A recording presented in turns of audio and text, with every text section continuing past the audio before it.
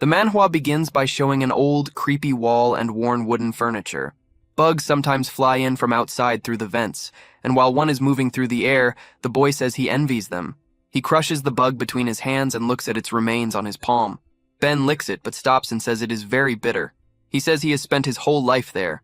He wipes the bug off his hand and says he has always been trapped in that place. The light flickers. The story does not reveal his name, not even in the later chapters, so for now he is simply called Boy. He is writing a self-introduction for the day he finally leaves the basement. He says that normally a person would begin with their name, but he does not know his because no one has ever called him by it. He looks to the side at a picture and says he should have one. It is a picture of him, his mother, and his father. He was separated from his mother shortly after birth, but from the picture and from how brightly she was smiling, he can tell that she must have loved him very much. His father interrupts that thought and says she is gone, that his mother is dead. The boy turns around and asks what he means. His father tells him that she died shortly after giving birth by jumping off a bridge. Then he starts laughing, which makes the boy angry. The boy says that even though this man is his father, he is also the bastard who locked him there. To make sure he cannot escape, there are several doors, each with its own lock, and every key hangs from his father's hip. His father says he will never send him outside, and asks whether he has not already told him why his mother jumped off the bridge. The boy looks afraid. His father grabs a cookie and pushes it toward the boy's face, saying that his mother was afraid of the world she lived in. He says the cookie is the world, then breaks it, and says she knew an apocalypse was coming. The boy stays tense. His father says the reason he does not send him outside is because he loves him and cannot watch his own son kill himself. The boy shakes with anger and says he is lying. He says that sounds like a ridiculous excuse and that he should not talk about his mother that way. He asks if he really thinks he would believe him after being kept trapped there. His father says it is up to him whether he believes it or not. Then he grabs the boy's notebook and says that self-introduction will never see the light of day. He starts burning it. The boy tries to stop him, but his father ignores him. In the end, only ashes remain. The boy starts asking how someone like him could be his father. His father says the boy should not have said something like that he is doing all of this for him, and tells him to follow because it is that time of day. They walk down the hallway. The boy says this happens at the same time every day. Even through the vents that lead outside, he cannot hear anything except himself and his father, and the two of them are alone in that huge basement. His father starts writing on the chalkboard, and the boy says it is always the same routine. His father lectures him and then makes him continue with training. There is only one thing that helps him deal with that boring life. He smiles at a book and says he can read books from the library to entertain himself. There are many books there, but he likes the ones that describe the outside world. He can only imagine what it looks like above ground. He wonders what sunlight feels like and says it must be warm. He wants to know what it is like to run through grass and trees. He wants to see what other people look like and maybe become friends with them. But more than anything, he needs to find his mother. His father suddenly kicks him in the face. Then he grabs the book and says he must have already told him which books he is allowed to read. He points out that this one is a book about the surface and laughs. He says it is pathetic that the boy is so attached to the outside. He reminds him again that he can never go outside. When the apocalypse comes, the world will be full of screams and blood, and only ashes will remain. The only place where he can survive is the basement. The boy says he is tired of that damn lie.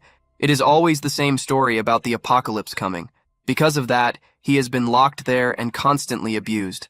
He says he will escape that prison no matter what it takes, but he knows that now is not the time. He needs to wait for the perfect chance. The moment his father's guard is down, he will try to take the keys and run.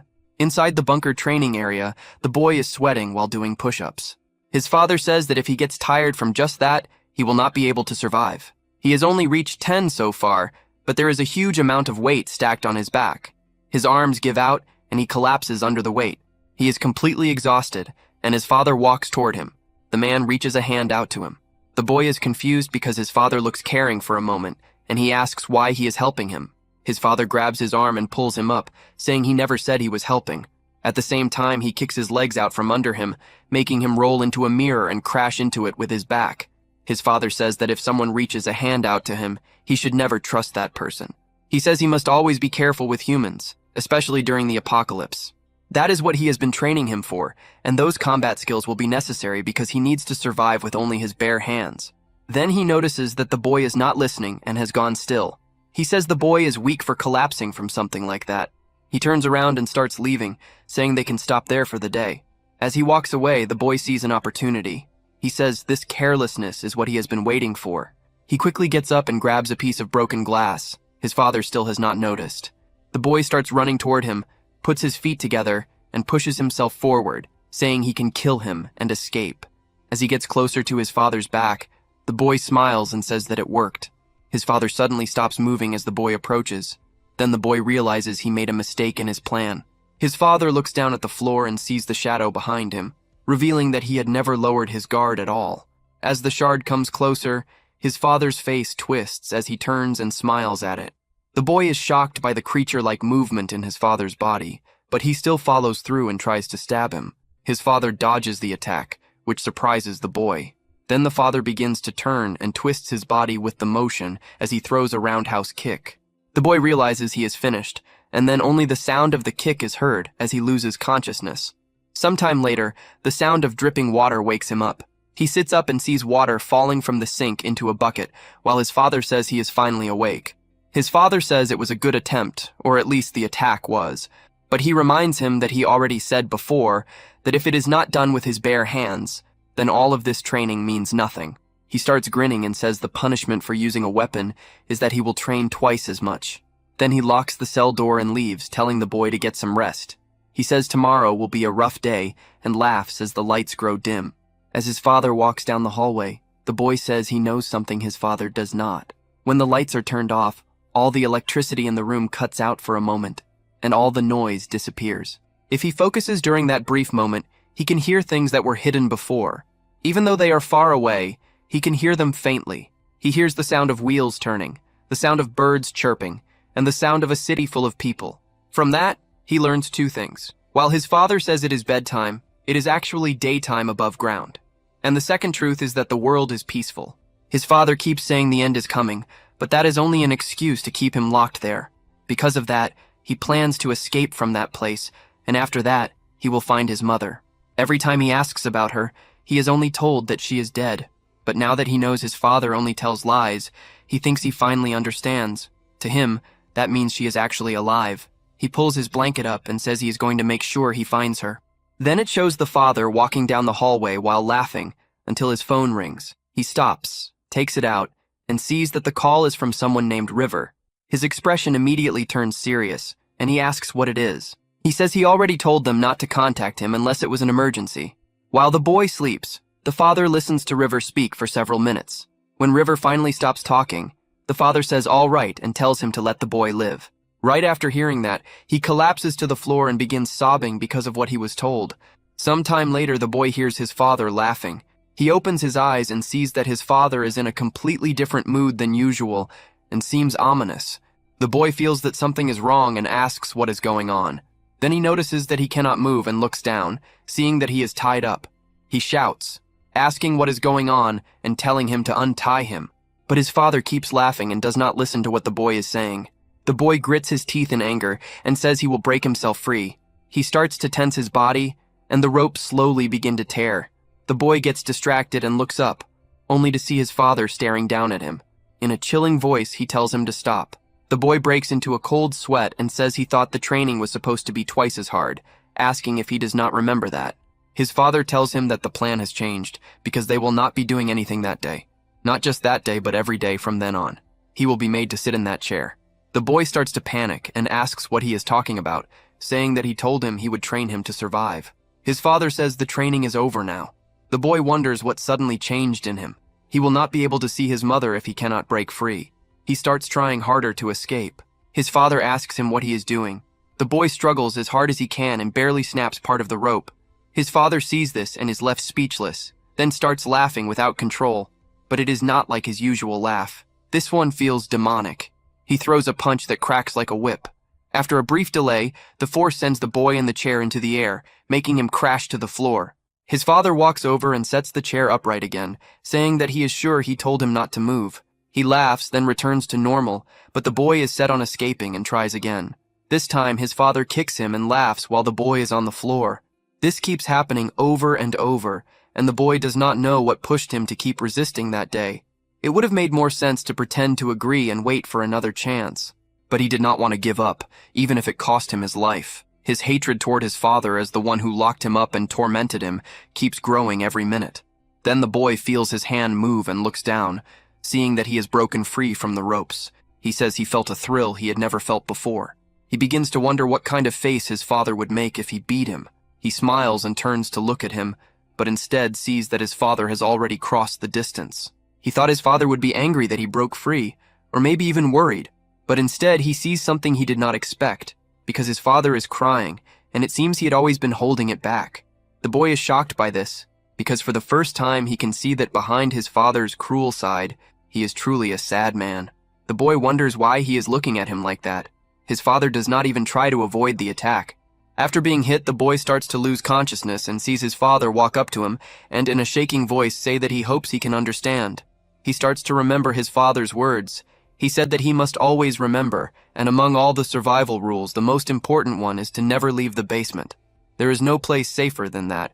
It has thousands of defense systems and will keep working for 126 years.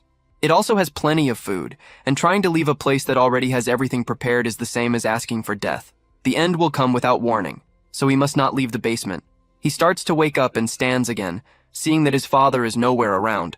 He says that this has never happened before, and the only time his father would disappear was when he went to sleep. He says that he was acting very strange the day before, too. He sits against the wall and says that from the repeated lifestyle to the current situation, he cannot understand it. He knew that something big was about to happen to him. The gears stop turning, and the boy says his guess was right as the door opens. He sees that every door down the hallway is now open, and there is nobody around. This is a chance he cannot let pass. He breaks into a sprint to take that once-in-a-lifetime opportunity. He runs through the doors and down the hallway. He says that by now his father would have stopped him if he were there. But since he is not, that means he is not there. He keeps running until he reaches the ladder at the end and looks up, saying that he found it. He starts climbing and hopes it is bright outside. As soon as he reaches the top, he removes the cover and hears the sound of cars. He rises out of the hole. His eyes stay shut because the light is so strong, but he slowly opens them and is completely shocked. In front of him is only a normal city view, with people everywhere. They are simply walking around in peace and living their lives. His heart starts beating loudly. He has finally made it out. A man walks over and asks why he is standing in the middle of the road. The boy turns and is glad to see another person. The man wonders if there is something wrong with his head. The boy realizes this is not the time for that. He cannot lower his guard now that he has escaped.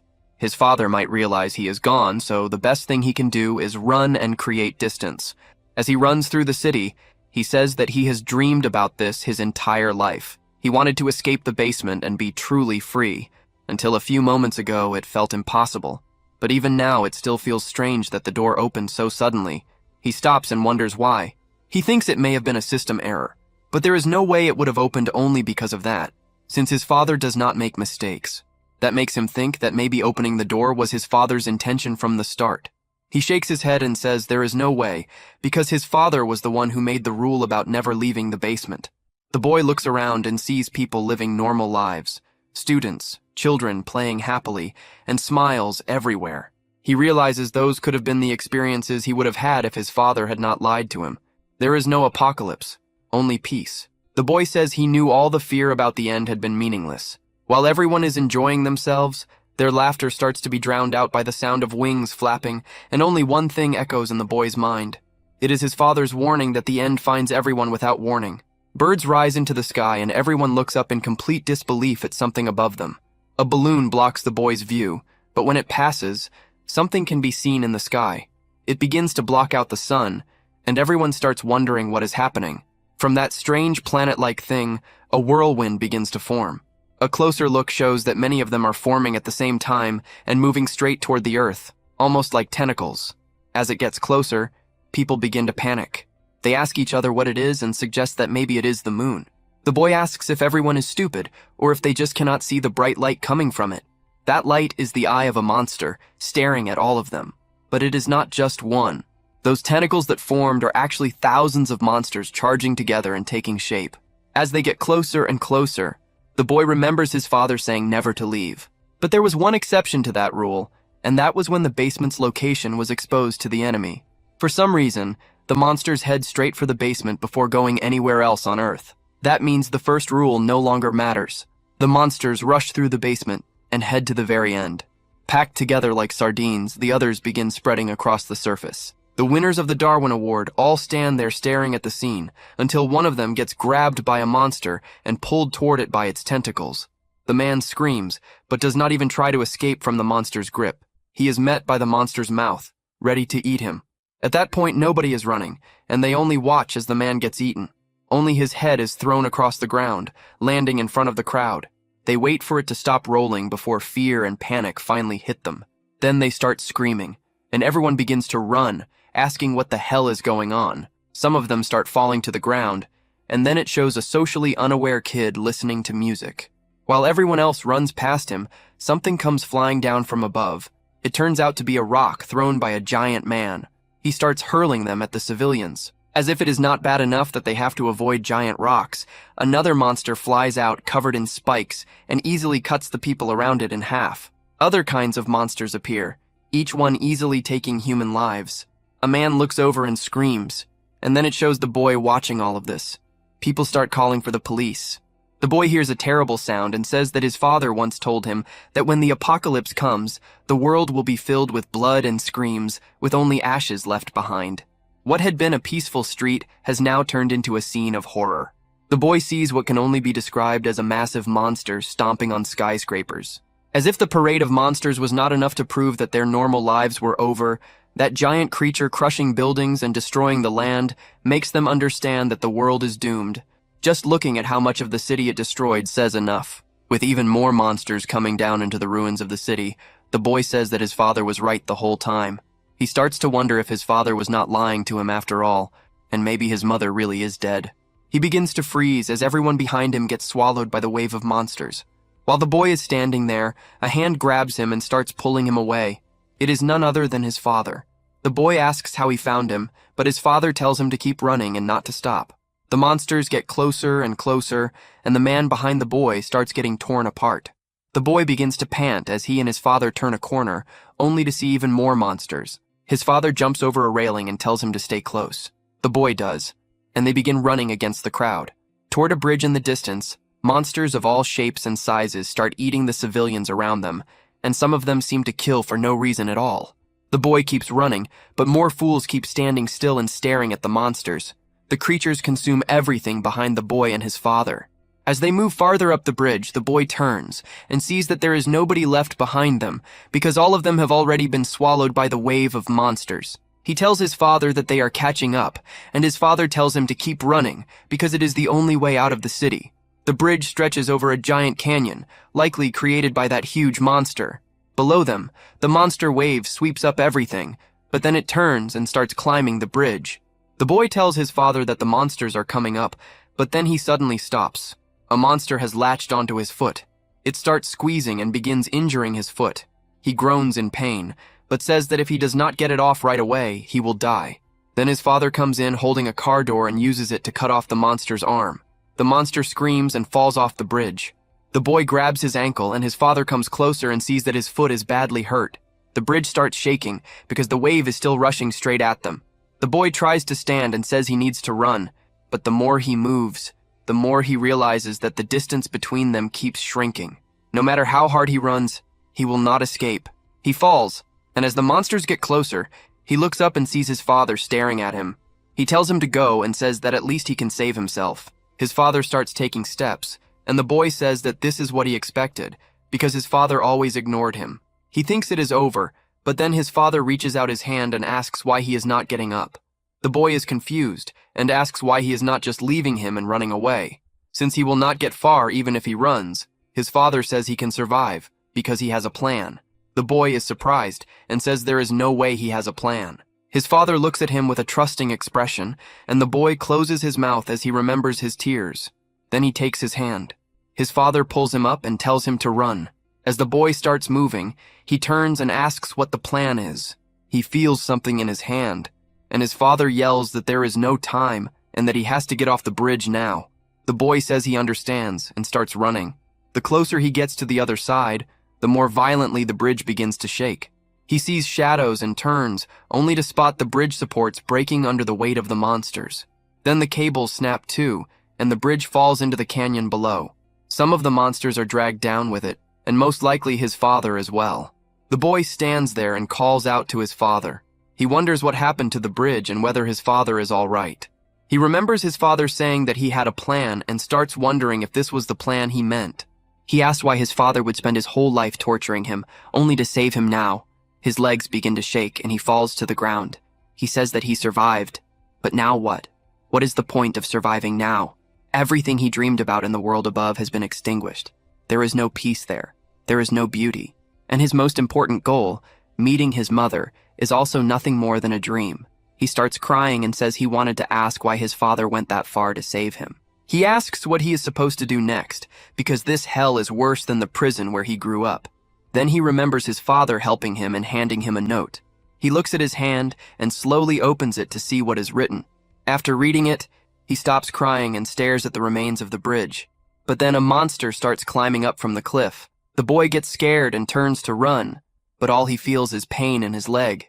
He grabs the railing and realizes the monster is getting closer and closer. Then both of them fall off the bridge. The boy rolls across the ground, and the monster crashes down too. The boy tries to stand up, but he cannot because his stamina is completely drained. The monster begins to rise, and he realizes he cannot run from it. He starts thinking that he is going to die like this, but then his hope returns. He begins to cry while looking at the note and wonders why his father is only now telling him that his mother is alive. The monster stands up. Now that he has something to hold on to, his body fills with adrenaline. He forces himself up and says he wants to live. He refuses to give up and says he will find his mother, but first he has to deal with the monster in front of him. He remembers a lesson from his father that humans cannot survive because they lack the knowledge to survive on their own. The monster charges at him, while he recalls his father saying that even if people survive, they will eventually die. The monster attacks, and he wonders how he is supposed to deal with it. If everything his father said is true, then he should not be able to do anything and should just accept death. As the monster's fist moves closer to his face, time seems to slow down. He hears his father asking if he forgot everything he was taught. Different ways to counter begin to run through his mind. He sees the incoming punch, avoids it, and moves behind the monster.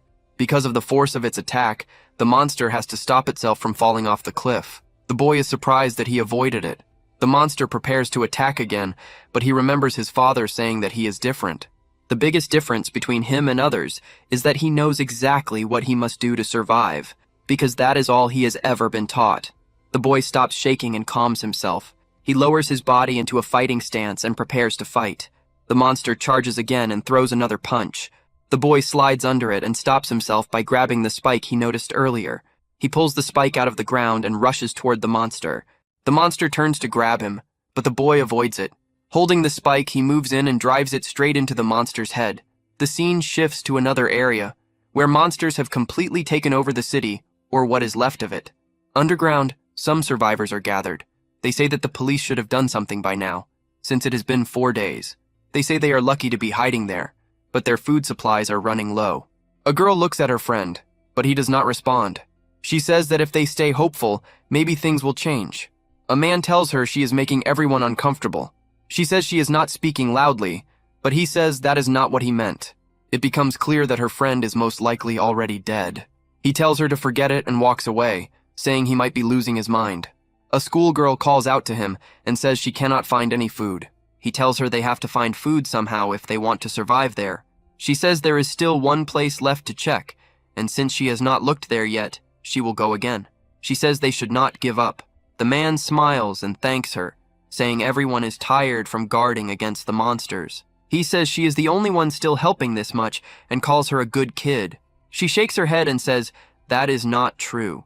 He says they need to keep hoping and try to get everyone out of there. She is left without words and walks over to two people talking. They turn toward her, and she asks if they found any food there. They look at each other and pull out a sandwich, saying they found it earlier. The girl reaches for it, but they start eating it. She asks what they are doing, saying they agreed to share food. The other girl says that those boring people made that rule, and they never agreed to follow it. She reminds them that just yesterday they ate from the shared food. The man says he does not remember that. The girl clenches her teeth and says she will report them. The man stands up and threatens her, telling her to go ahead and try, and that they will not just stand there. She says it is pointless because they will not be able to catch her, since the one thing she is good at is running away. The man starts walking toward her, but a scream is suddenly heard. They all turn and begin to feel fear.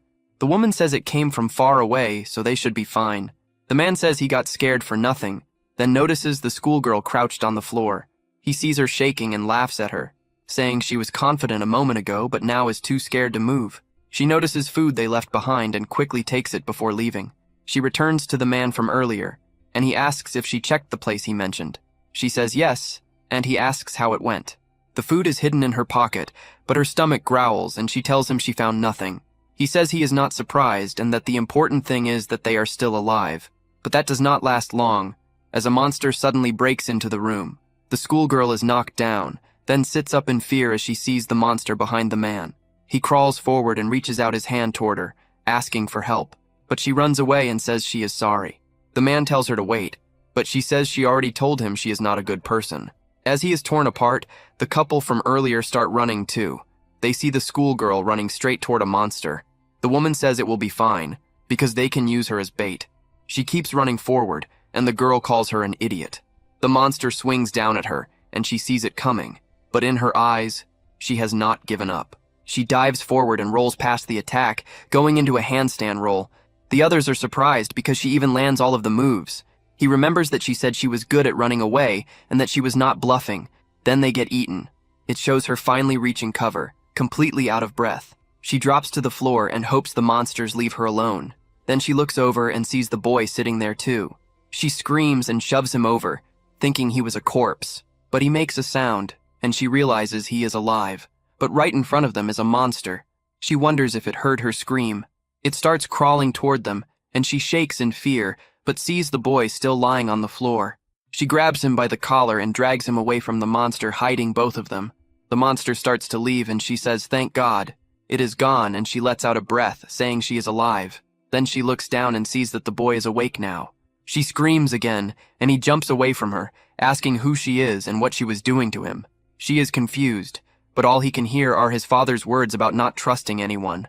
She asks what he means, saying that she hid him from a monster. But he says that his father is probably right and that he should not get close to humans. He asks how he is supposed to believe her. Then his stomach growls, and he falls to the floor. He says this is bad because he is hungry. He ate something 5 days ago in the basement, and he has reached his limit. He has been resting to save energy, but now he has run into a human. She tells him she has no food, and he asks what she is talking about, since he did not ask her anything in the first place. She says that he just looked hungry, so she said it first. Then the food falls out of her pocket, and she starts sweating nervously. He asks what that is, and she starts thinking of an excuse, but he genuinely has no idea what it is. Still, looking at it only makes him hungrier. Then he asks if it is food. She quickly says no. He says then he must have been wrong. But she keeps trying to cover it up and says he is an idiot for not recognizing food, and that she can probably get out of there. Then he calls her a liar and asks if she thought he would really believe a human. She is confused. He says she is wrong if she thinks he would trust her, because all humans lie. She realizes she underestimated how empty this guy's head is. The boy says that from her reaction, he can tell that it is food. He says he needs it, and if she does not plan to cooperate, he will take it by force. But she gives him half of it, saying that it is exactly half, and that she cannot give him any more. He wonders why she is sharing, saying that this only puts her at a disadvantage. She says he has to pay her back 4 times what she gave him and not forget it. He says okay and starts eating his half. Then he starts to leave, and she asks where he is going. He says now that he has eaten, he will move. She asks where the hell he plans to go in this situation. She says this is her neighborhood, and she knows it well, so there is nowhere to go because of monsters. She bumps into him and asks why he stopped. He asks if she really knows the area well. She says yes, she grew up there. He then asks if she knows where the subway is. After sneaking around for a while, she wonders how she ended up like this. She thinks if she knew, she would not have shared her bread. But she gets curious and asks why he wants to go to the subway. He says it is safe there, it has supplies for survival, and it is a path to move without monsters seeing them. Most importantly, it makes it hard for monsters to detect humans. She says he is strange. He talks like he knows something. And it is weird he did not recognize bread earlier. She says they are here, but gets confused and says she thought it was here. He asks if she is trying to trick him. She says this is not the subway. She is trying to find the entrance. She tells him to wait and she will look for it, but gets startled by an old man telling her to be quiet. He says he came because he heard something, but did not expect humans. Boy asks who he is. The man says that is rude. They can introduce themselves later. He tells them to follow him. The girl asks where they are going. He says they were looking for it, right, and leads them through rubble and down the escalator. It reveals the subway they were looking for. The girl says there are many people, and it is surprising to see so many here. The old man says he cannot forget that moment. Monsters appeared suddenly. There was nowhere to run, and he found this place while escaping. He says it was luck, and he has been searching the surface for medicine, which is why he heard them. Boy looks around and says he planned to build a subway in the base, but there are many people here. He sees all types, people in despair, people showing their bad sides, and even someone he cannot read. The more humans there are, the more risks he must manage, but none of them can truly put him in danger. He can tell who is dangerous by instinct, like with monsters, and like his father. He can sense something like an aura, but nobody here feels dangerous, so maybe it is safe to stay, since none of them can harm him, even if they become enemies. His thought stops as the old man says it is time for introductions. He says his name is Huang Baum, and he is a doctor. Baum says again he was looking for medicine, and that is how he met them, and he found nothing. He asks for their names. Boy does not answer, so the girl says her name is Haru. Baum says it is a good name, and by her clothes she must go to virtual middle school. She says yes and asks if he knows it. He says yes, his hospital was across from the school near the mall. She says she does not remember a hospital there. Baum looks at Boy, sees his clothes are torn, and says he has clearly been through a lot. He asks for his name. Boy says he does not know his name. Baum is surprised, and Boy says he never had one. Baum thinks it is a joke, says he can tell him next time, and laughs. A man runs in saying things got worse. An injured man is shown leaning against a wall, and he is relieved to see Baum. Baum says he can already see that it is serious, and although they stopped the bleeding earlier, it is getting worse faster than expected. He says they need to operate now, or the infection will put the man in danger. He shows that he has the surgical tools and says they have to do it right away. As he starts disinfecting the wound, Boy says he read about doctors in books. He says it is a job that treats humans for money, but now that the apocalypse has come, money cannot be exchanged. So he asks Baum what he is getting in return for treating them. Baum looks surprised and says he does not need anything like that. Everyone is surprised by his answer. He says a doctor's job is to treat the injured and tells them not to worry, because he has rarely failed a surgery. The man tears up and says he is very thankful, then hugs him. Boy is confused and asks why he is helping him without getting anything back. He wonders if humans are stupid, or if this is just the kind of thing they do. Baum tells him to be careful not to reopen his wounds. The man thanks him, but then notices that his jacket says he is a veterinarian. Baum tells the man it is time to begin, and that it might hurt, but that cannot be helped. The man starts panicking and says to wait, because he does not want this. Baum says he has to do it, or he will die. The man asks how a veterinarian can perform surgery on a human. Baum says of course he can, because humans are also animals. The man says he does not want this anymore. Baum tells him to calm down before his condition gets worse. He says he needs anesthetics, and a girl tells him they do not have anything like that. Baum bends down, picks up a brick, and tells the man it is time for the night-night juice. Boy says he was wrong, and humans are definitely dangerous. Boy walks off and finds a quiet place. He says he made the right choice by not watching the surgery, but then he wonders what he should do now. All he has left is a picture, a photo taken during his childhood, and a note on the back saying that she is alive, but he has no clue how to find her. When he looks at the photo, though, he feels uneasy. In the background, there are strange flowers that look almost alien. Even back in the basement, he thought they were odd, so he checked flower books to learn more. But he could not find any information about the flowers in the photo. If that flower only grows in one specific place, then he might be able to figure out where the picture was taken. To do that, he needs to find someone who can identify the flower. It is his only clue, so he has to make sure not to lose it, and he needs to ask everyone about it. A bug flies past his face and he crushes it like before. Then he goes to lick it like last time.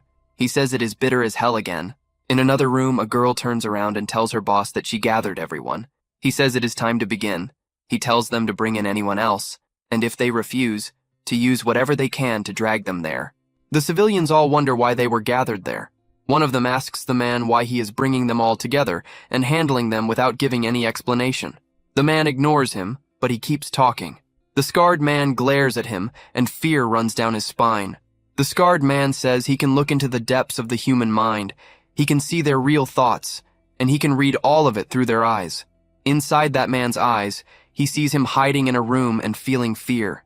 Scarborough says the man hides it by acting tough on the outside. The normal guy starts yelling, telling him not to come closer, and Scarborough punches him in the stomach, saying it always shows itself. The guy goes flying, and everyone is scared now. Scar walks back over to him and picks him up, saying this is exactly what he wanted to see. He wants to see more. He wants to see how truly afraid he is. The man begs him to stop, and his underling tells him that some people are not there. He asks who. She says the old man, a boy, and a girl, along with the injured person. He says he told her to gather all of them and asks what went wrong. She says it was left to that thug-like guy, but he did not listen and disappeared. Scar says they could never control that guy, and he will do it himself because he wants to look into their eyes when he finds them. She asks what to do with the one on the floor. Scar says to throw him out. The man says they cannot do that, and that he will do whatever they ask. Scar starts walking toward Boy's area. Then it shows Boy on the floor. He wonders when he fell asleep. He says he has not had proper rest for a few days, since he had to stay alert against the monsters. But he is surprised because he has no idea where he is. He presses down on his foot, but cannot tell where the ground is. He wonders if something is trying to swallow him, but then says no. Sweat drips from his chin onto the floor. Then he says he might have already been eaten by something. It starts wrapping around his arms, then goes for his neck. He tries to get away, but it covers him, cutting off his escape, and he screams as he wakes up. He realizes it was a dream, and says it felt hella real. But then he sees Scar and his men in front of him, and asks who they are. Scar says he has 2 minutes, and if he does not get to the center of the station, he will throw him out. One of his henchmen says he better move now, or it might get too risky. Boy stands up, and Scar says he was curious to see who the ones hiding were, but it seems pointless. Boy asks if he plans to throw him out. Boy asks how, and one of the henchmen starts barking at him. But Scar stops him, saying this is the fun way. He tells Boy to look at him. He starts staring into Boy's eyes, saying he wants to see his real emotions. But Scar starts feeling something overwhelming from Boy, and is left speechless. His henchman, called Mole, asks what is going on, and says Boy is in trouble now, and that he should have left when they gave him 2 minutes. Boy says 2 minutes, no, 2 seconds is enough to take them down.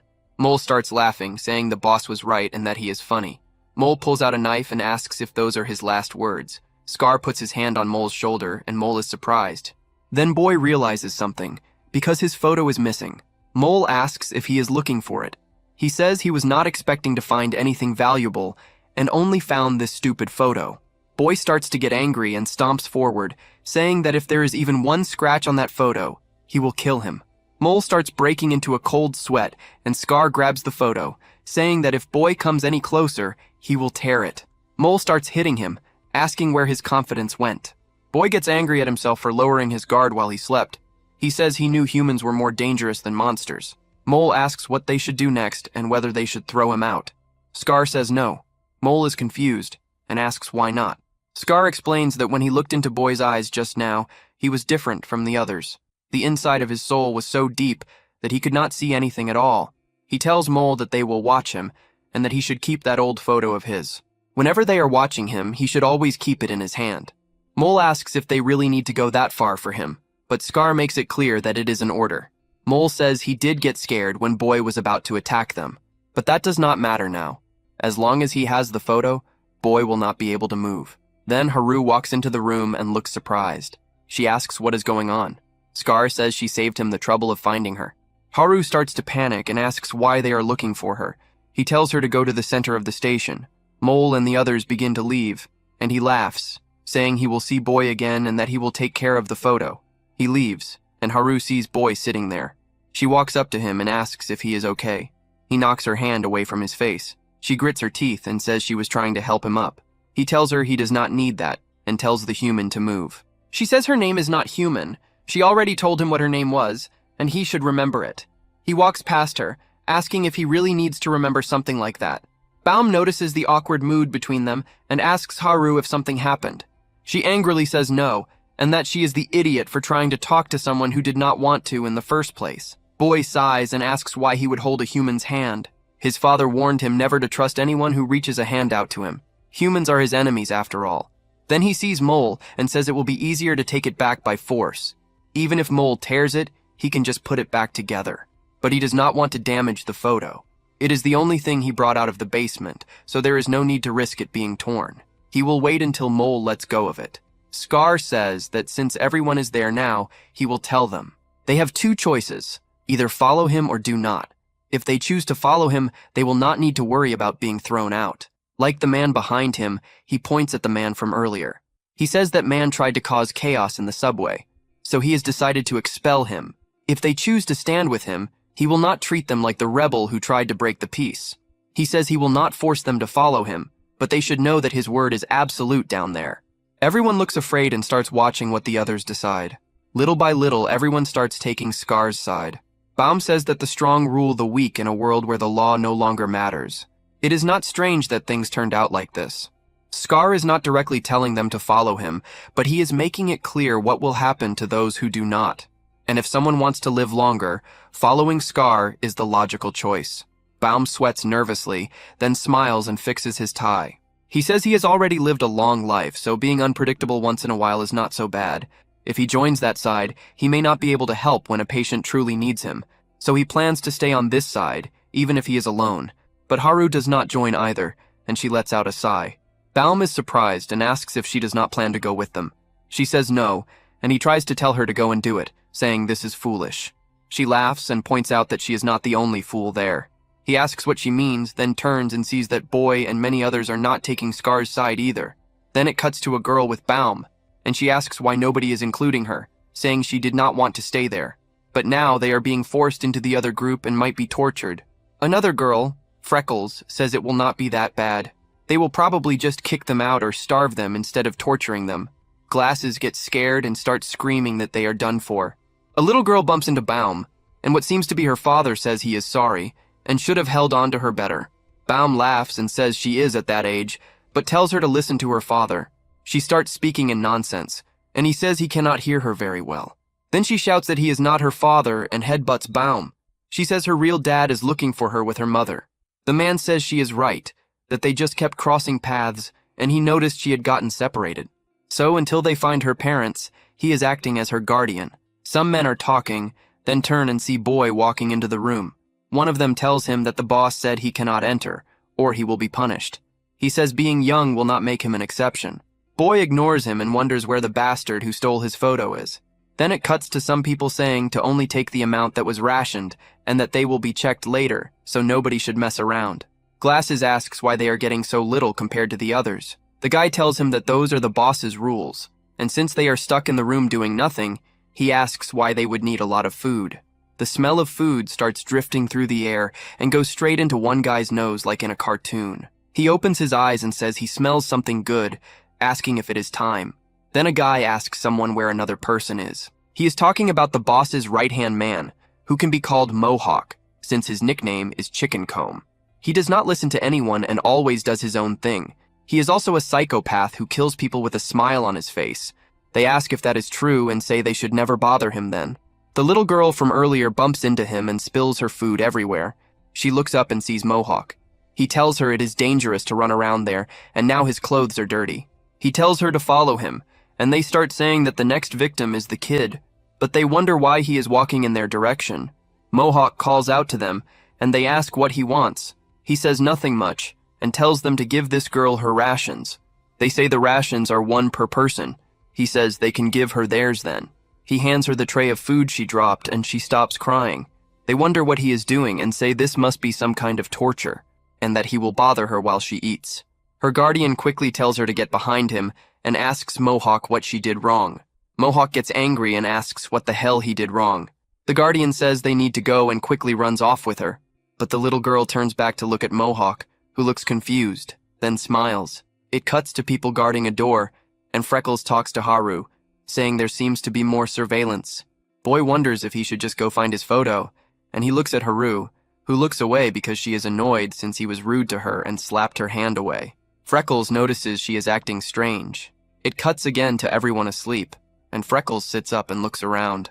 She sees Boy sitting in the corner and walks over to him. She reaches out to touch him, then starts to feel pain. He is grabbing her arm, and she is surprised that he was awake. Boy asks what she was doing, saying he knew she would attack him in his sleep. She wonders why he is so strong but says it hurts and that she only wanted to talk. Boy asks what she means by talk. She says he sounds like he has never had a conversation before. Boy stares at her blankly, then asks why it matters whether he has ever had a conversation before. Freckles is confused. He lets go of her hand and tells her to get to the point. She stares at him, then says now that she thinks about it, why is he always away from the others, and asks if he is a shy person. He gets annoyed and says she is talking nonsense. He says he has no reason to stay close to the enemy. Freckles asks what he means. He tells her that every human is an enemy. He asks if there is any reason he should stay close to people who will stab him in the back. Freckles says she does not plan to hurt him. He says he does not believe her because she could be lying. She says that is fine, but asks him to make up with Haru. He asks what she means by make up, saying he never fought with her. She asks if he can get along with her then. He says that is another matter.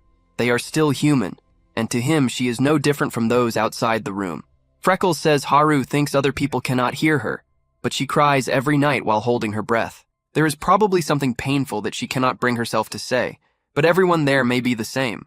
But if he, who is the same age as her, gets along with her, then that would be better, right? Boy says that is shameless, and that being sad is only for weak humans. If they have time for that, it would be better to think about how to survive. She asks if he has never been sad after losing someone important to him. He remembers father saving him on the bridge, and says no, and that there will not be a case like that in the future either, because he does not have anyone close to him. Freckles says that not being sad because he has no special person only makes it sound like he is very lonely right now, and will stay that way, but not to worry, because she would be sad for him if he dies. Boy is surprised by that, and says it makes him feel bad, because he will not die, and he will not care if she dies. She laughs and says that is cold, then starts coughing. Baum seems to be waking up. She says she may have talked too much, but will not bother him anymore. She tells him sweet dreams, but he says nothing, and only thinks that she is a weird human. It shows Glass is pretending to sleep, saying this shit is exhausting. Boy says it has been about 4 days since he first came there. He only wanted to find a place to rest, but now a human is holding his picture hostage. Because of that, he cannot do anything, not even find his mother. The sound of him getting beaten is heard, and he is shown taking their hits. Boy asks if it is fun. Mole laughs and asks why it would be fun, in a sarcastic way, saying he does not want to be doing this either and that it is punishment. Punishment for leaving the room whenever he wants. Boy asks if that is so, saying that in that case Mole should punish him himself and put away the picture. Mole begins to feel fear, realizing that Boy is not afraid of him. Instead of looking at the picture, it feels like Boy is looking down on him. Mole shouts at him, saying that if he can still talk, then he has not been beaten enough. Boy says his father told him that humans are naturally weak, and now he thinks he understands what he meant. Boy returns to his area. As he walks back, Freckles notices he is hurt, and asks if it was Mole in his group. Boy ignores her and says he now understands that not all humans are rude. Baum says that fortunately it does not look too serious, but they should disinfect it. Boy shakes his head and says he is fine with this, and that it is all right, then sits down.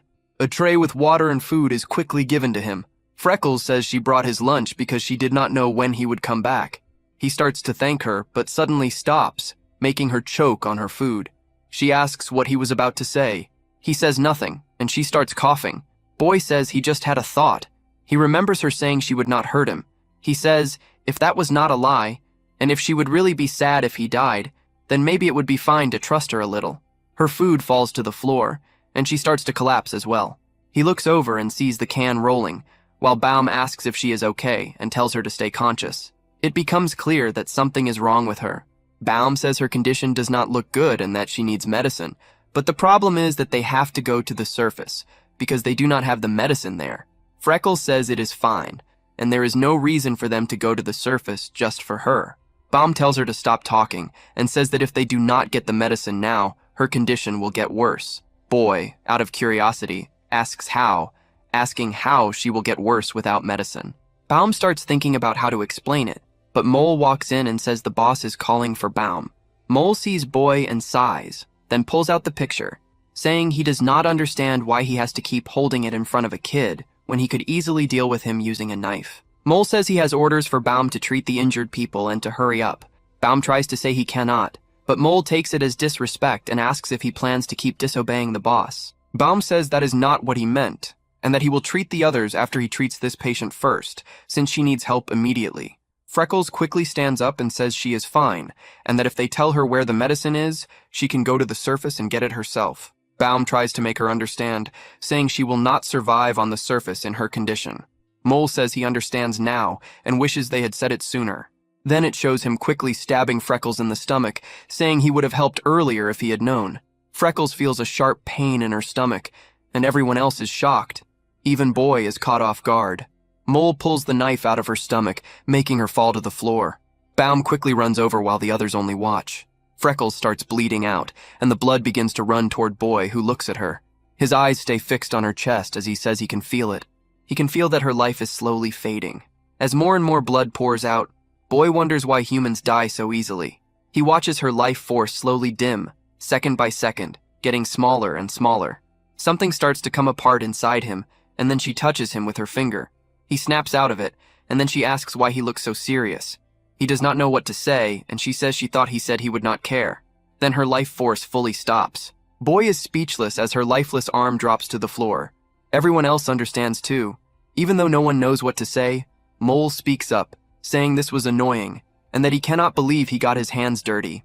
Baum starts shaking with anger, and asks why Mole's expression never changed, even though he just killed someone. He says he understands now that monsters are not only on the surface. In his same annoying tone, Mole says Baum is being too harsh, and that this is no different from him saving him. If things had stayed that way, Baum would have followed her to the surface, and they could not lose their doctor just because he wanted to save one human. He also says everyone should be grateful, because dying like this is more peaceful than being eaten by monsters. Boy is still standing over her body, and Mole glances at him. Seeing that he is not moved, Mole starts laughing and asks if he is scared. He says Boy acted like he was so tough. Boy turns to him and gives him a sharp glare. As he looks at Mole's hands, he realizes he is holding a knife, and says it does not look like he has the picture. Mole realizes he is right and turns, saying he dropped it when he grabbed the knife earlier. Boy lowers his stance, and Mole turns back and asks what he is going to do about it, seeing him lower himself toward the ground. Mole starts laughing at Boy for just standing there, then closes his eyes for a blink. Boy uses that moment while Mole keeps asking if he is going to jump him. Before Mole's body can even react, he opens his eyes and sees Boy right in front of him saying, "Yeah." Boy punches him in the face, making it cave in. Before his men can react, Boy quickly dashes past them. He catches up to Mole while he is still flying through the air and hits him in the face again. Mole starts spinning while still flying, and the knife is sent into the air. Boy pushes off the ground again, flies up, and hits Mole with another punch. Mole's head slams into the wall and breaks it. Boy grabs him, and the knife that was in the air starts falling. Boy catches it, spins it, and tightens his grip on it. The others watch in complete fear, but Boy stops just as he puts the knife to Mole's throat, making him bleed.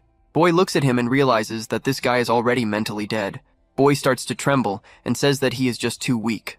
Back when he attacked Mole, he realized that Mole did not even react to his punch.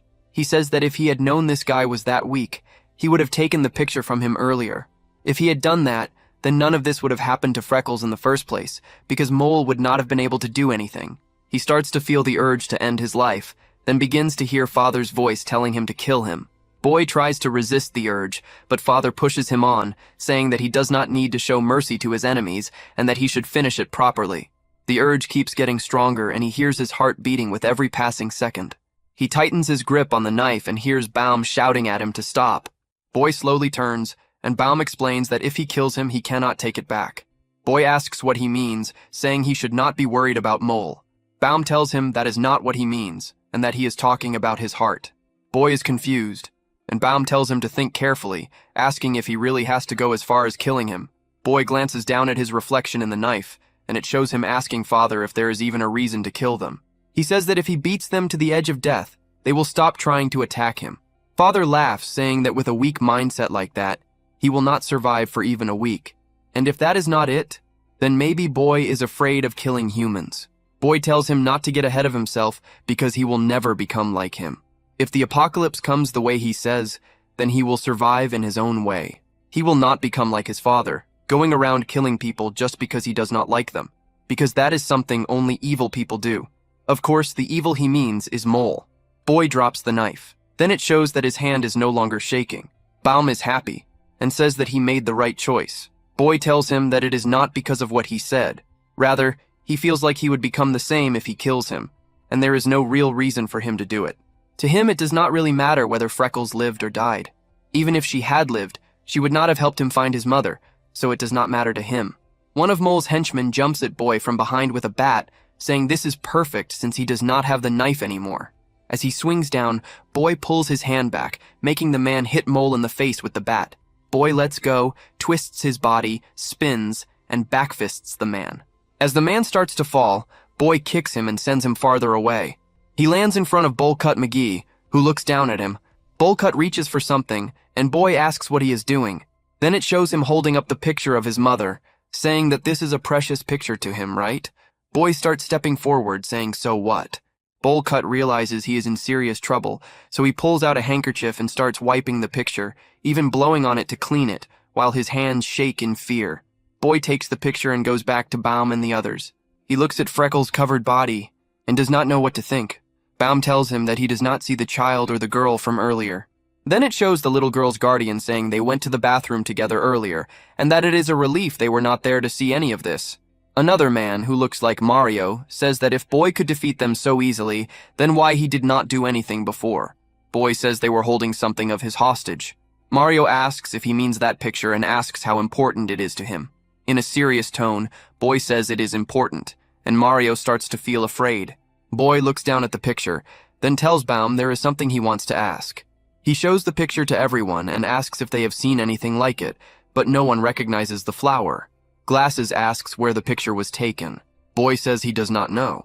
The Guardian says that if they had internet access, it would not be hard, but it will not be easy just by looking at the picture.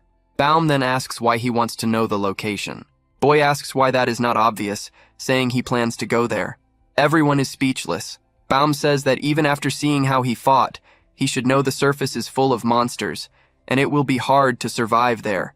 Boy says no, and that he can survive. Then it zooms in on the hooded figure. Boy looks down and says he did not expect to find someone who would recognize the place just by looking at it anyway. Scar enters the room and says, so this is what it has come to. He looks at Boy and says he told Mole to hold the picture properly, but he could not even follow such a simple order. He rolls up his sleeve and says it does not matter anymore, and since it has come to this, he will use a more direct method. It cuts to the surface, showing the buildings in ruins. In an alley, a shadowy figure approaches as a monster walks up and begins to move toward the subway. It cuts to another part of the subway, where some people are talking about having enough firewood to cook something. A lighter sparks, and a fire starts. Haru watches this and looks confused, and the little girl comes out of the bathroom. She says everyone there is weird, and that nobody flushes after using the toilet. Haru laughs and says it cannot be helped because the flushing system is broken. A man says it is too late, and that he has to send them back now. Haru glares at him, and he tells her not to do that because he is also trying to survive. One of the men cooking looks over and says it is like watching a real-life drama show. Something falls into the pot, and he asks his friend if he added something. The other guy tells him to stop talking and keep stirring. The man says that was strange and thinks it might have been nothing, but then more things start falling from the ceiling. The man looks up wondering why rocks are falling and sees the ceiling cracking. A monster's glowing eyes appear, and it jumps straight down at him. It cuts away before showing it, and goes back to Scar, who looks around the room. He sees Mole on the floor and the other man lying there. He says his instinct was right. In the world he used to be in, there were always people seen as monsters, those who stood outside the norm. Now there are real monsters on the surface. Bullcut tells Scar to be careful, and says the boy is stronger than he looks. Scar tells him to stop talking and knocks him out. He says he does not need to be told what to do, and that what he needs is the boy. He walks toward him and says his eyes are rebellious and he should be taught who is in control. Scar laughs and says maybe he will see it now. He starts looking into the boy's eyes, saying he wants to see the true shape of his soul. As he enters that state, he looks down and sees only darkness. Scar is shocked. His eyes widen and he says he was wrong. It was not him looking into the boy's soul. He looks afraid and says it was the opposite. It was the boy looking into his soul. Scar is left speechless as a huge mouth forms and swallows him. He screams and falls to the floor out of breath. His assistant asks what is wrong, and it shows him covered in cold sweat. The boy stares at him.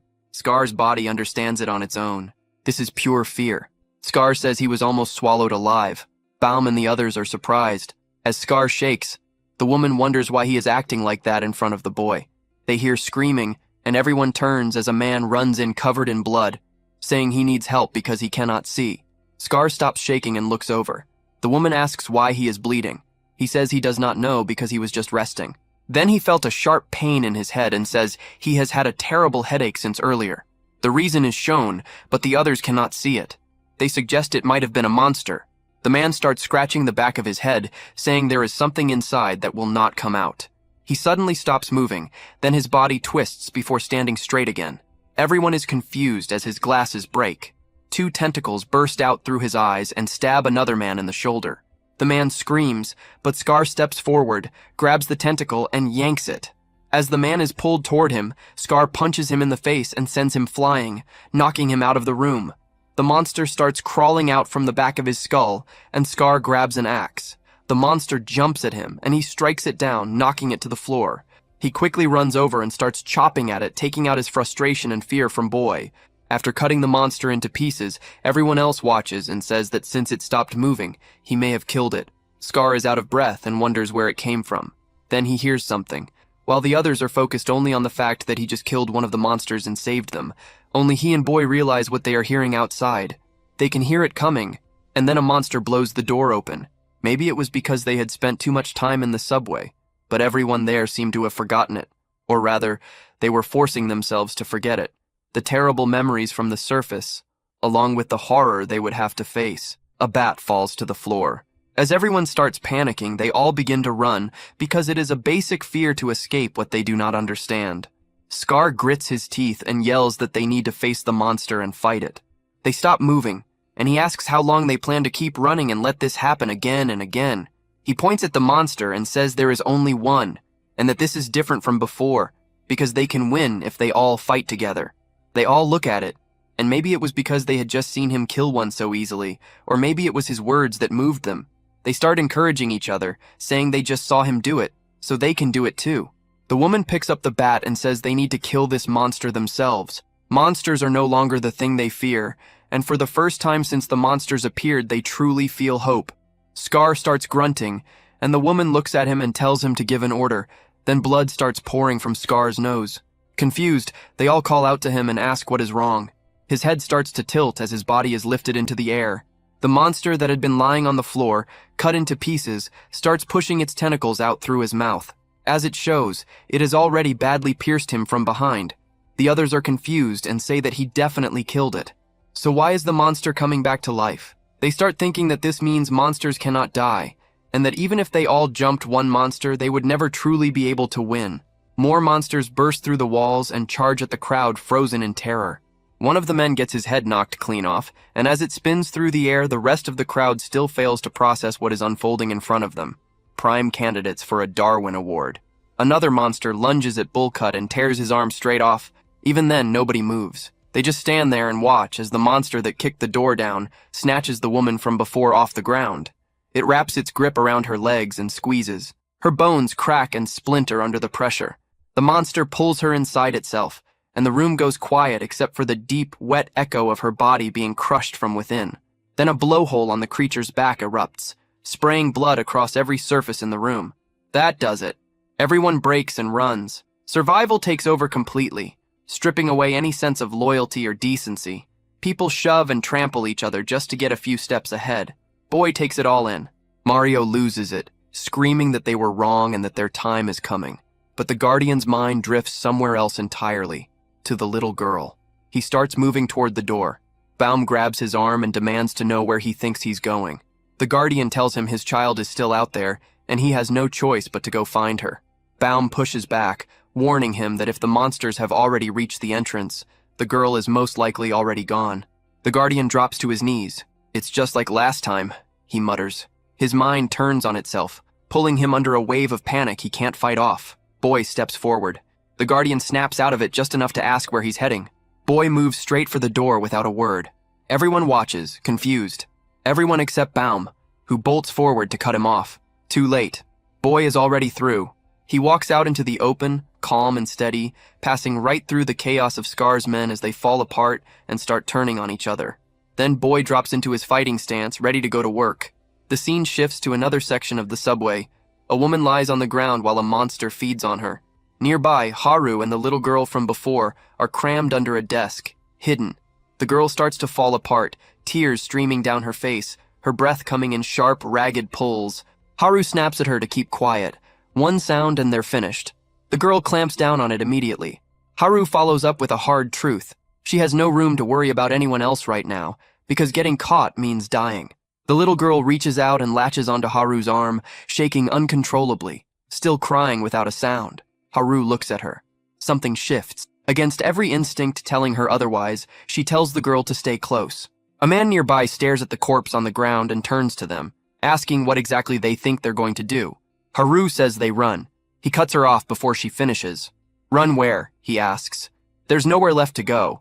Haru says they have to try in order to live. The man reminds her that there are monsters all over the surface, and now they've even taken over the one safe place they had, yet she still thinks she can survive. Haru says even so, she won't sit around waiting for her death like an idiot.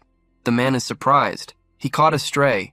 She says she will survive no matter what, and her eyes are full of hope as she says it.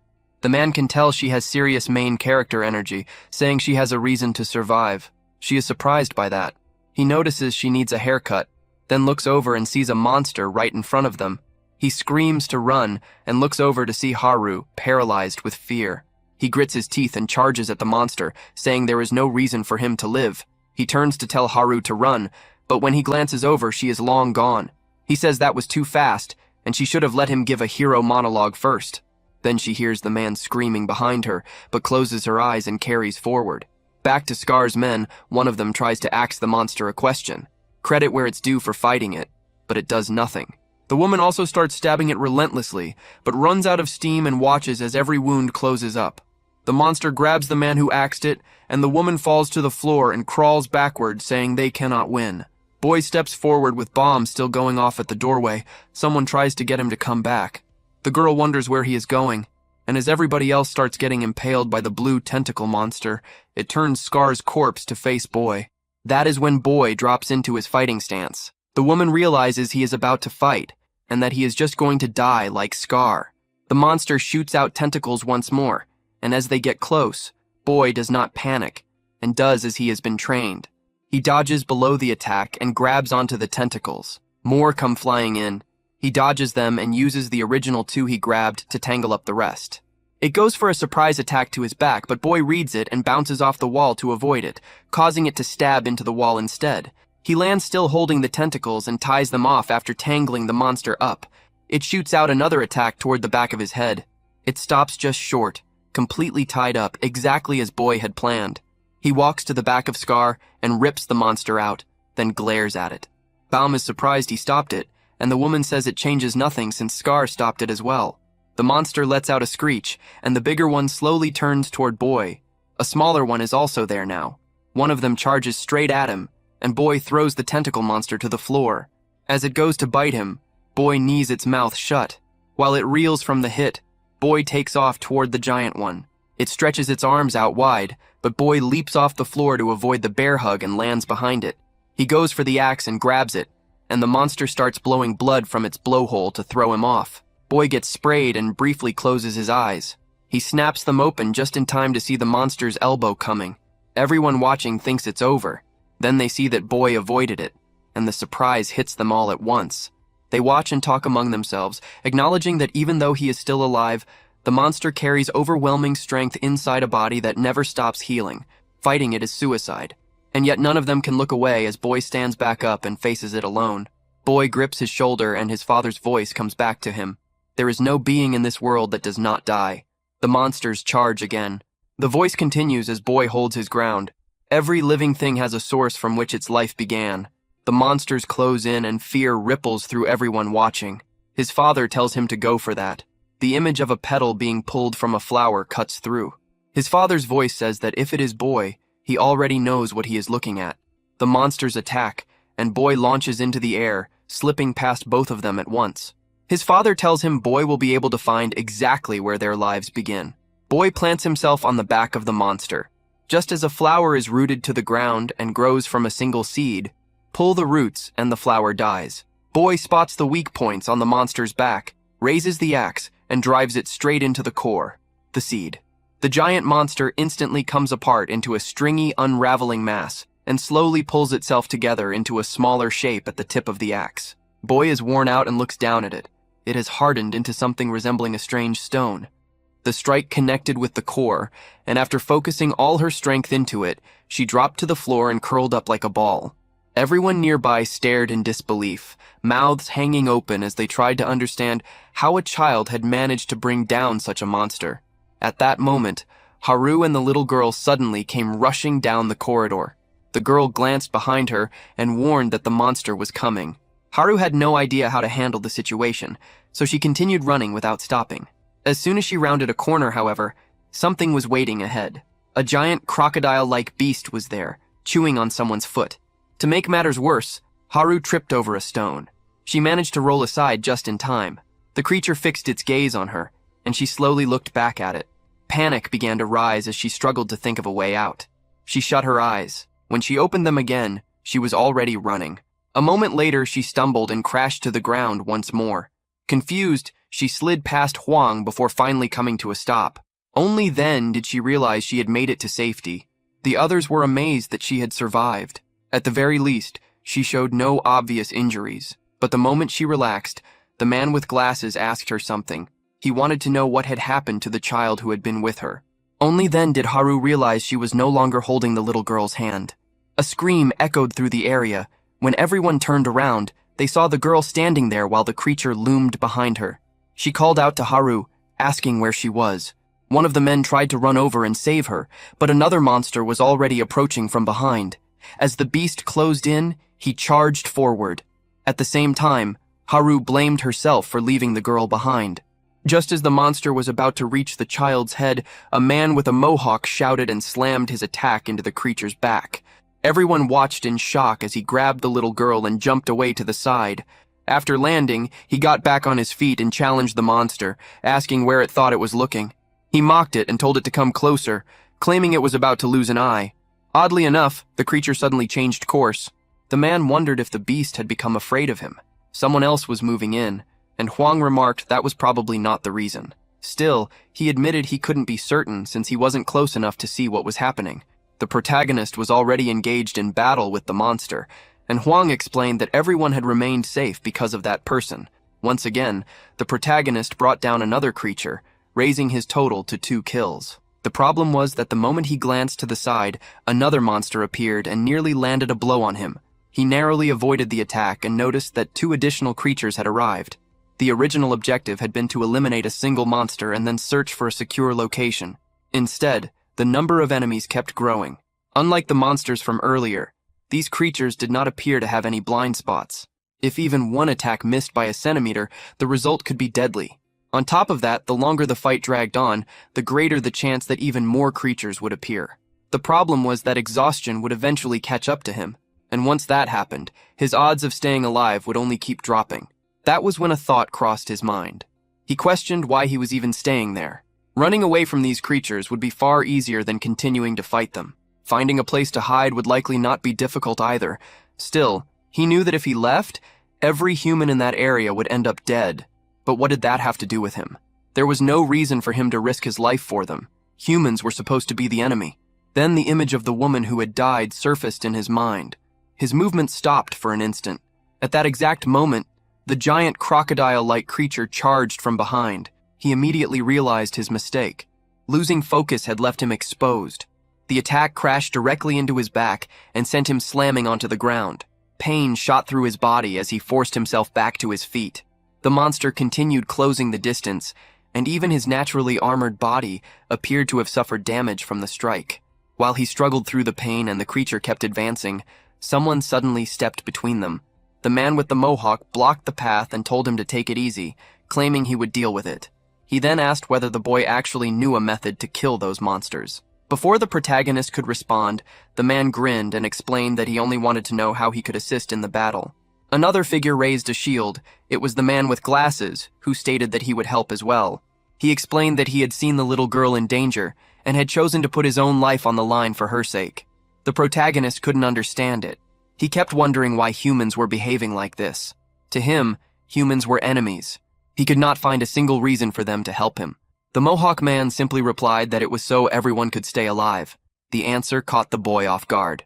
The man with glasses agreed, saying the Mohawk man was right. If the monsters killed him, then everyone there would die as well. Stretching out his hands, he said that cooperating was the better option.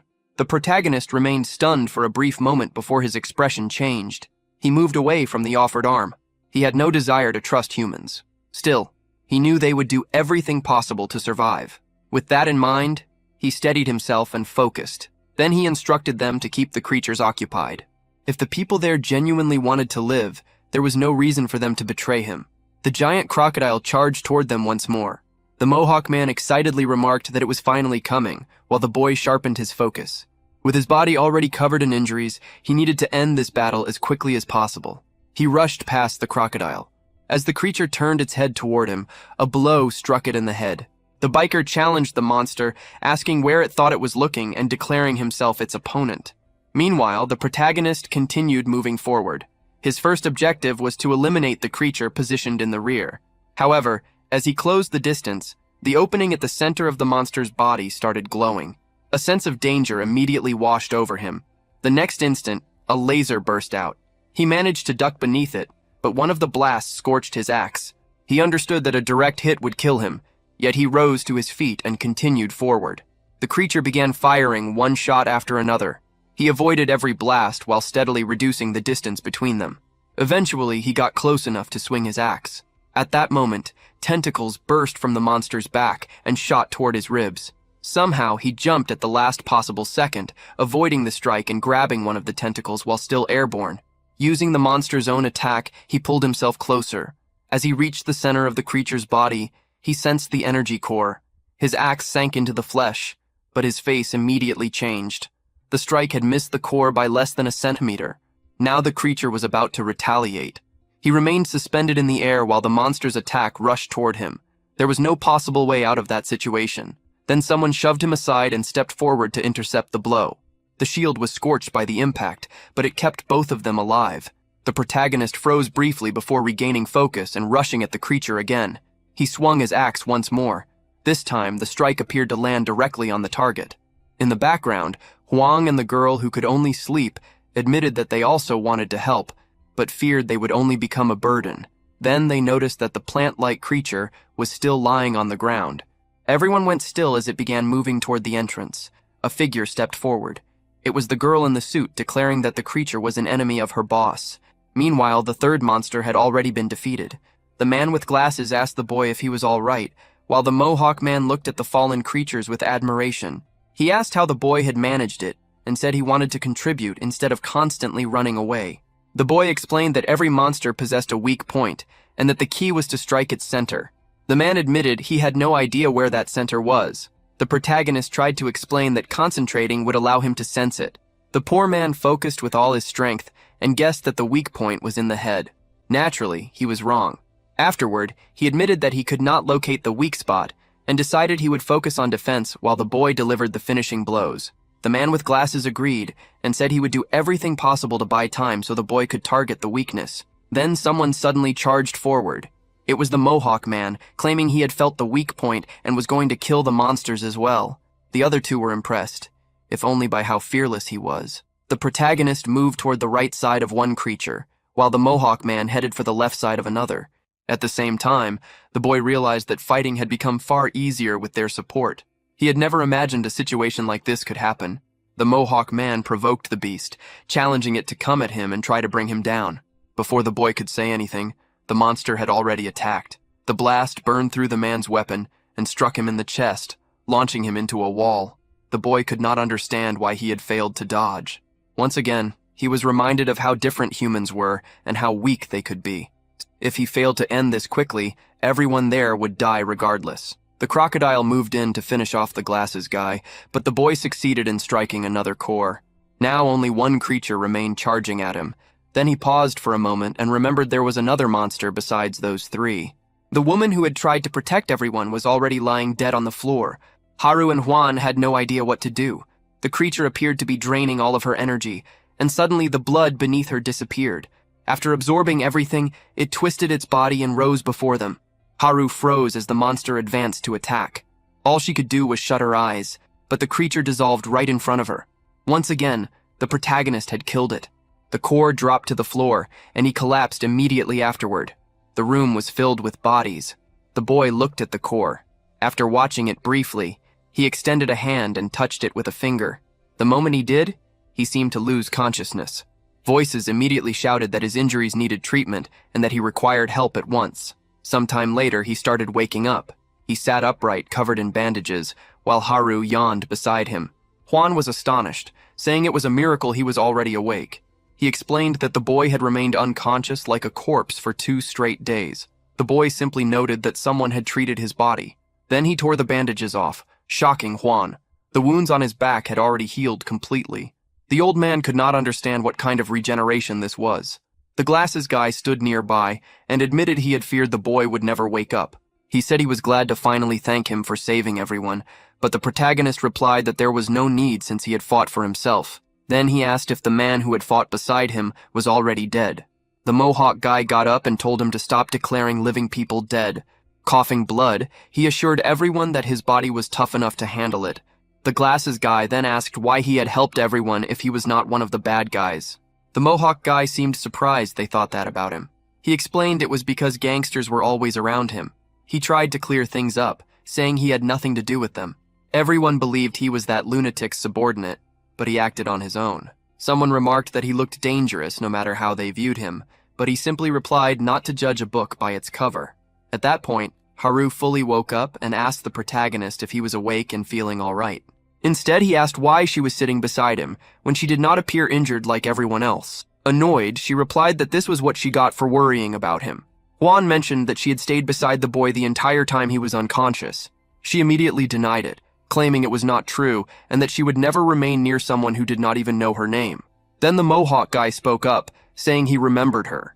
When he had awakened during the chaos, he saw her running past and thought it was unbelievable.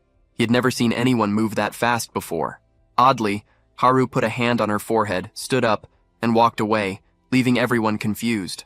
The protagonist watched her leave and noticed she did not seem pleased. Then he remembered the woman from earlier who had said she knew he disliked her. Still, he could at least show some concern for Haru. For the first time, he called her by name and asked whether he had pronounced it correctly. She paused briefly before walking away and said he had. Later, the glasses guy came to explain the situation. Only 12 people had survived, and 43 bodies had been found over the last few days. Wong stated that they had lost 80% of the people. The glasses guy continued, saying they had found something strange while gathering the bodies. Most appeared to have been drained of blood, resembling ancient mummies. One woman said she had witnessed a monster attach itself to someone and begin drawing out their blood. Another woman gasped and said she could not understand what kind of monster it was. Some believed it might be a government experiment. The glasses guy said he had heard that theory but did not believe it. He had heard the creatures suddenly appeared from the sky. If that was true, then what were they? Aliens or something? A man with a mustache interrupted, saying there was something more important to discuss. What was the boy's identity? Everyone turned to look at him. The man said he had seen what the boy did, and how he already knew how to kill each of those monsters. The protagonist simply replied that he had spent his entire life preparing for the apocalypse. He showed a photo, and said it was the only thing that had led him to this point. A woman with crossed arms said that honestly the photo was not enough to trust him. It could easily be fake. She also pointed out how strange it was that he claimed to have trained his whole life in a basement, and the most confusing part was how he already knew the apocalypse would happen. As expected, no one believed him. Then the woman said there was one exception. She remembered everything he had done while killing the creatures, and said that after everything he had done for them, everyone would believe him. He stood there confused for a moment when the woman suddenly tried to punch him. He dodged easily, and she apologized, saying she was only testing whether he was truly trained. Huang also said he believed the boy because when he first treated him, his body was covered in scars. This made him think it didn't make sense for someone his age. In fact, no normal person should have that many scars. Haru asked how he had gotten so many scars. He explained that he gradually gained them while trying to escape the basement. She paused and said it must have been very hard. He simply replied no. Those scars were proof that he had fought, so he did not see them as memories of hardship. Suddenly, someone shouted that they did not believe him. It was the man with the mustache, demanding to know why he already knew about the apocalypse and did not warn anyone. If they had known, they could have prepared. The protagonist recalled how his father believed humans were enemies. Because of that, he chose not to cooperate with anyone. Even now, he still did not trust them. But remembering everything that had happened, he knew they had helped him. He was not sure why his father taught him that humans were evil. At the very least, he felt these people were not that bad. The woman said that whatever he was important to the people there, because he was the only one capable of killing the monsters. The Mohawk man said that if he also knew the weak point, then the boy would not be the only one. He could simply swing his hammer and kill them. The glasses man suggested that if he found his mother, he might gain information about the monsters. But the man with the mustache asked what they would do with that information. It would not help them survive another day. The only reason they were still alive was because the entrance was completely blocked. That was why the monsters had not found them yet. They would have to go deep underground for any light to reach this place. But that was it. That small bit of luck was all they had. Still, it was not impossible for the monsters to find and attack them again. The Mohawk man told him to stop being so negative, especially since they had enough supplies, until they realized all their stored food had been crushed. He asked if they were not confusing the storage location. One person said it did not seem so, while another lazily grabbed a can and walked away. Later, everyone gathered at the escalator. Wong said that since they had reached this point, they needed people to go up and collect food. The Mohawk man volunteered, saying he was tired of suffocating down there. But everyone knew his wounds had not healed, so he had to stay. The same applied to the glasses man. The doctor told them not to remove their bandages and to continue resting. He said that someone who was not injured should go instead.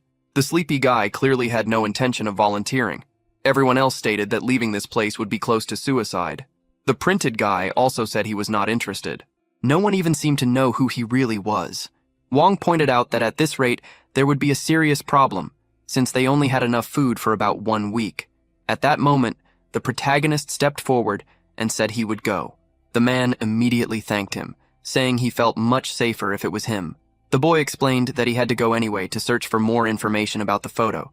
He might also find a better base than this one. He climbed the escalator and said the most important reason was that he hated staying in basements. Someone then said they would go with him. A girl and another glasses-wearing man who looked ready to die joined as well. They apologized for not helping before, but said they wanted to contribute this time. The girl said she had gained courage after seeing him fight and believed she could help. The glasses man said he also wanted to take risks, especially since the boy had risked his life for everyone. If it had been up to him, he would have run away. Wong then asked if anyone else wanted to go. He looked over and saw Haru standing there, but she lowered her head. He thought about how difficult things must have been for her. Everyone prepared and called the protagonist, but he did not seem enthusiastic. They asked if he was going to get ready, and he asked what the issue was. They questioned whether he was really going to leave without supplies or proper clothes, instead of just walking out in his underwear. Then the woman from before said she had sewn clothes for him while he was unconscious. He seemed surprised, and she told him to be grateful since it was an honor.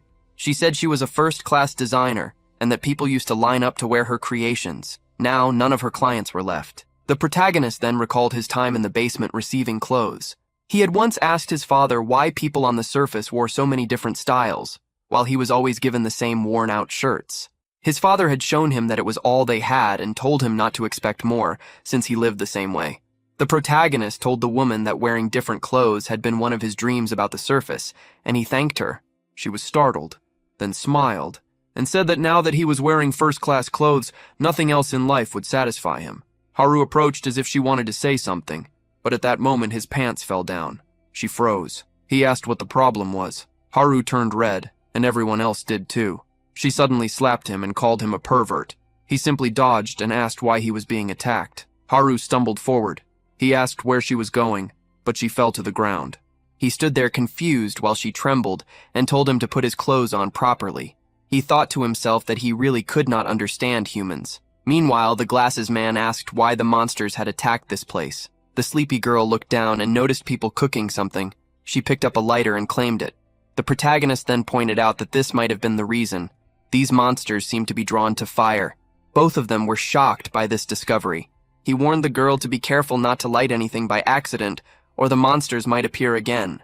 Haru already had the lighter in her hand, and the girl said she would leave that amazing gift with her before running off. Then a man suddenly spoke up, saying he had just remembered something. He asked if Haru was not the athlete from Gassing High School. She asked how he knew that. He said he was sure he had seen her before and recognized her because of the scar. He always thought she looked cool while running. Haru then recalled the moment she ran past him. He must have seen the scar on her forehead. She clenched her fists and said no. That scar was not cool, because it reminded her she had once been a coward. Then it shifted to Haru as a child going to school. While she walked with friends, someone called her name from afar. Her parents were in a small car, celebrating her first day of middle school. Her brother told her to stay strong, but she pulled her hood up without answering anyone. Everyone wondered who Haru was, but she walked away before they could figure it out. Her father sat in the car, wondering if she would adjust well. He remembered her as an energetic child, but everything changed after an incident that left her so terrified it affected her daily life. Then there was a scene of a man holding her captive and threatening everyone. People were afraid, but Haru bit his hand, broke free, and ran. She tripped and fell, then looked back as the man slowly approached and attacked her, leaving the scar on her forehead. Later, she woke up in the hospital in shock. Her parents thanked her for waking up, but she looked distressed. Her father hugged her and told her to calm down, saying the man had already been caught and there was nothing to fear. But the memory stayed with her. Back in school, she always kept her bangs covering her forehead. Some girls talked nearby, and when Haru looked toward the window, she saw a shadow and flinched. One of the girls asked if she was okay. They then asked what she was afraid of. Haru paused and said she feared dying. The girls clarified they were talking about movies, not real fear. Later, it was time for running practice. Haru noticed people talking about her, but she did not want to give up. Still, ever since she got the scar, she felt like waves of fear were closing in on her. When that feeling grew, everything in front of her turned white. That was why she did not like running. Every time she ran, it reminded her of the day she tried to escape. While the boys ran casually, Haru passed all of them, leaving everyone behind. But instead of pride, it only made her feel like a coward again. The teacher announced a new record, and everyone was impressed. They congratulated her and said they did not know she had that kind of talent. People gathered around asking her name and if she was an athlete. She said no, but the teacher said she had potential and could become one of the best in the region with training. Haru tried to explain her fear of that memory. She hesitated, then clenched her fists and said she would do it anyway. Time passed, and she began collecting trophies. Someone commented that the girl who had started just 2 years ago already held several records. An older man asked if the girl with the scar was present, and the teacher confirmed it. He opened the door and found Haru drying herself after a game. He said she was the athlete everyone was talking about, and asked if he could take photos with her. She agreed. A short time later, he called himself her fan and asked her to smile. He then stepped closer, saying the photo would not turn out well if she stayed so distant. The moment he touched her, she was hit by memories of the attack. The man stood there confused, trying to understand what had happened. In an instant, Haru had already moved away to a corner. Later, he said the situation felt strange. He claimed he had done nothing wrong and did not understand why the girl acted that way. The teacher tried to explain that Haru was a bit unusual and asked him to understand. He added that she could be seen as somewhat of a coward who always ran from things. Haru stood nearby and overheard everything. At home, her father complained about the internet not working. Her mother told him it was because he needed to stop using his phone at the table. He apologized and asked Haru how the news report from yesterday went. She stayed silent, and he said he never expected she had that kind of talent and was excited to see her on television. Then Haru said it was all because of that accident. That was why she became so good at running. Her father did not know how to respond. She explained that every time she ran, she remembered that incident, and it made her run even faster. Ironically, that was what made her start running in the first place. She believed that if she kept running, she would eventually escape her cowardly self. But nothing had changed. No one at the table spoke. She got up and prepared to leave for school.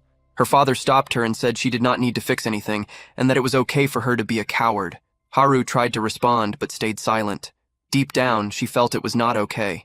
She always felt people saw her as strange because of how she acted, always running from even small things. Just like the reporter said, there was something wrong with her. She told her father it was fine and that he did not need to comfort her. It did not bother her anymore. But he hugged her and said he was not trying to comfort her. He was simply telling the truth. It did not matter if she was a coward. Nothing had changed before or after the accident. She was still his daughter, the person he loved most. He gently moved her bangs aside, revealing her forehead, and told her she did not need to hide it anymore. The scar was proof that she had fought and survived. Haru began to cry, believing people disliked her because she was a coward. That was why she had tried so hard to change. But despite everything, there were people who understood her, and that made the world feel less harsh. Her brother teased her, calling her a crybaby. Haru, however, focused on her father's words, that there was nothing wrong with her and it was okay to be a coward. Her father extended his pinky and made a promise that she would no longer cry every time she thought of herself that way. After a moment of hesitation, she smiled and agreed. Her mother then said she was taking her brother and would be back soon. Haru and her father stayed behind as they watched them leave. Then the wall in front of them suddenly collapsed. Before her father could react, debris struck her mother, and her brother was taken along with her. The front of the house had been destroyed, and creatures were already roaming the area. Her father ran desperately toward the rubble, searching for his wife. He stopped when Haru called out, asking what had happened and where her mother and brother were. Only then did she notice that her father had also lost one of his legs. She ran toward him, but he told her not to come closer. Her mother's body was trapped under the debris. Haru froze, unable to respond. She dropped to her knees as memories of her family flashed through her mind, and despair took over her. Her father called out to her and told her she could still escape. He said he would stay behind with her mother and brother, but Haru refused. She begged him not to say that because she could not leave him behind. He was the only one she had left. She no longer wanted to run away because she would never forgive herself if she did. In front of her father, a group of people was fleeing from the creatures. They glanced toward the house as Haru stood up. She was about to say she would never run again. At that moment, a wave of shadows rushed in and swept past her father. In the middle of the chaos, she froze as she watched him slowly turn toward her. A glowing light surrounded him, and she could not move forward. The shadows seemed to pull her back. She remembered him telling her that it was okay to be a coward and that nothing was wrong with her. So she ran, thinking he was wrong. She abandoned him even after saying she would not. After that, she kept abandoning others. Back on the train, Huang watched the protagonist getting ready. He turned and saw Haru standing there, recalling how isolated she had looked, and chose to ignore it. He continued climbing while she remained frozen, unable to move. Then suddenly, she ran. She rushed past everyone on the stairs and stumbled in front of him. She said she would not run away this time and that she was going with them. On top of a building, a monster appeared to be doing push-ups, or it might have been an illusion. Meanwhile, the group moved carefully through the buildings, advancing while following the protagonist's signals. After some time, he turned and told them they could speak there. It was safe. The woman immediately said she felt like her heart was going to explode. The glasses man said he was sure they would all get eaten at this rate. He then asked Haru how the map was going. A flashback showed the protagonist earlier handing her a sheet of paper and telling her they needed to make a map.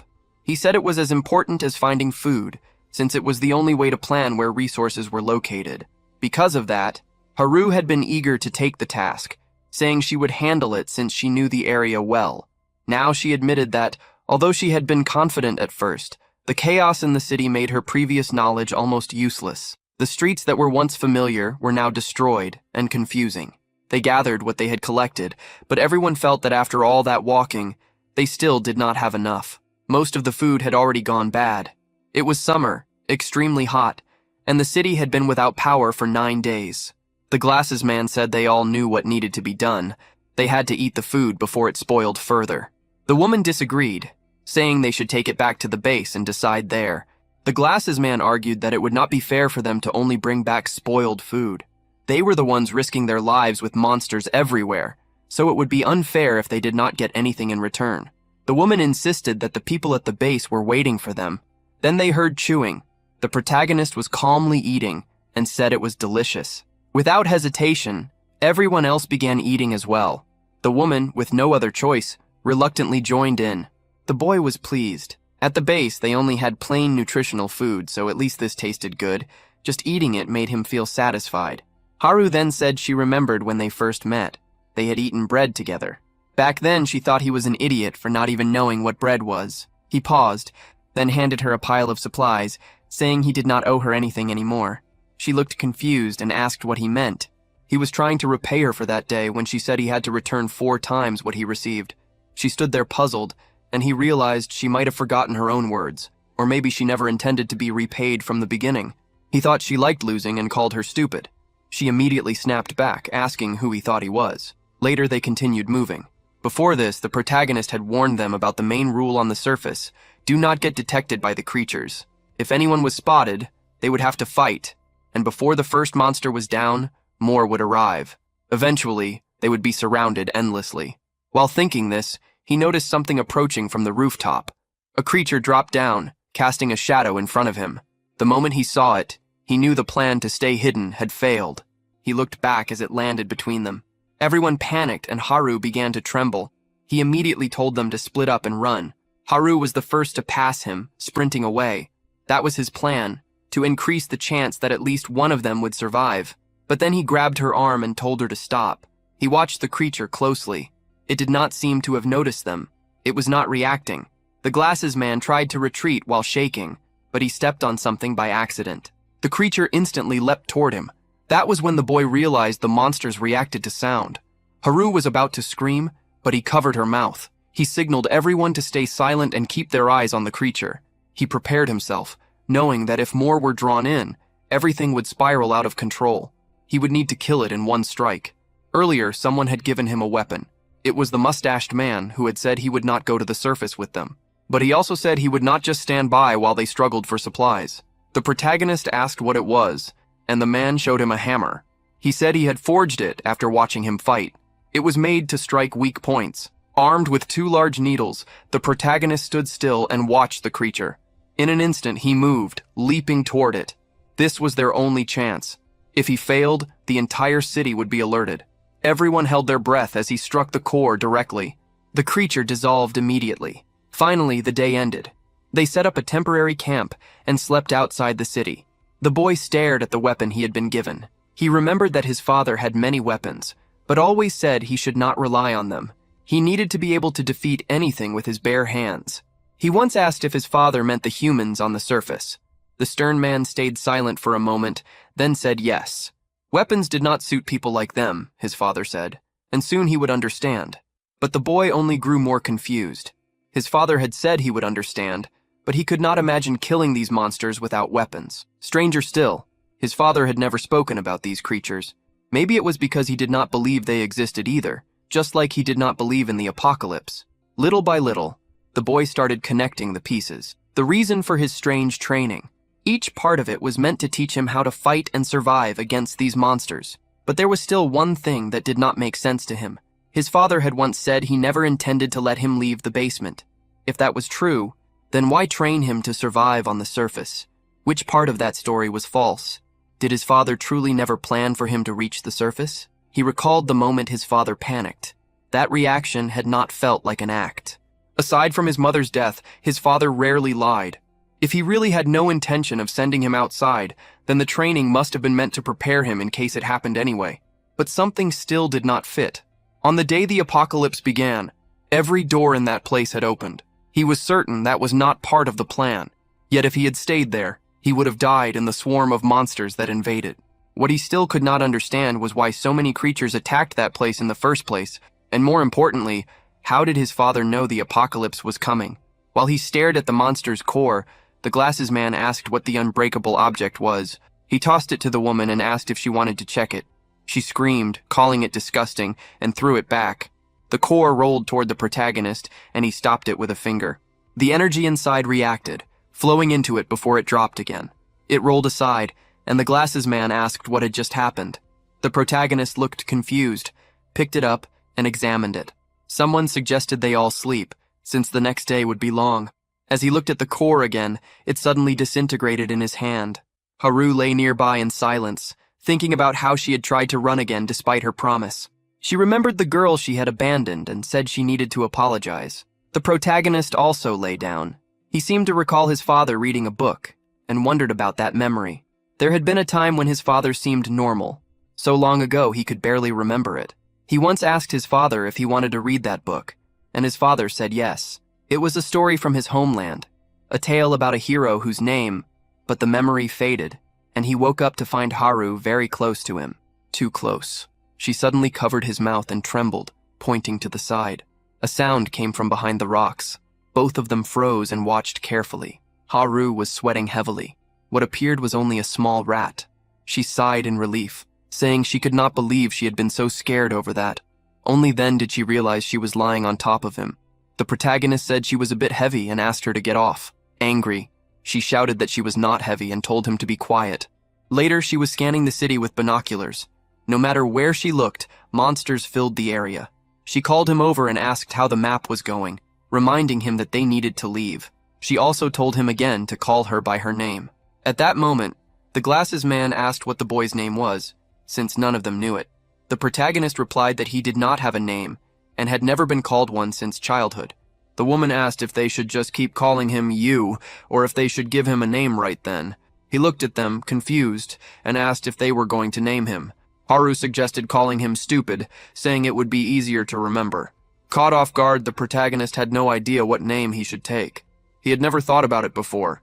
Then he recalled his conversation with his father and the book. Finally, he said they could call him Blue. Everyone looked confused. Haru said it was a strange name and asked if it meant anything. He replied that it did not. It was just the name of a character from a book he used to read as a child. At that point, the group realized they had not properly introduced themselves. One girl said her name was Yujin, and the glasses man was Ji-in. Haru introduced herself as well, adding that she was sure the idiot would not remember any of their names anyway.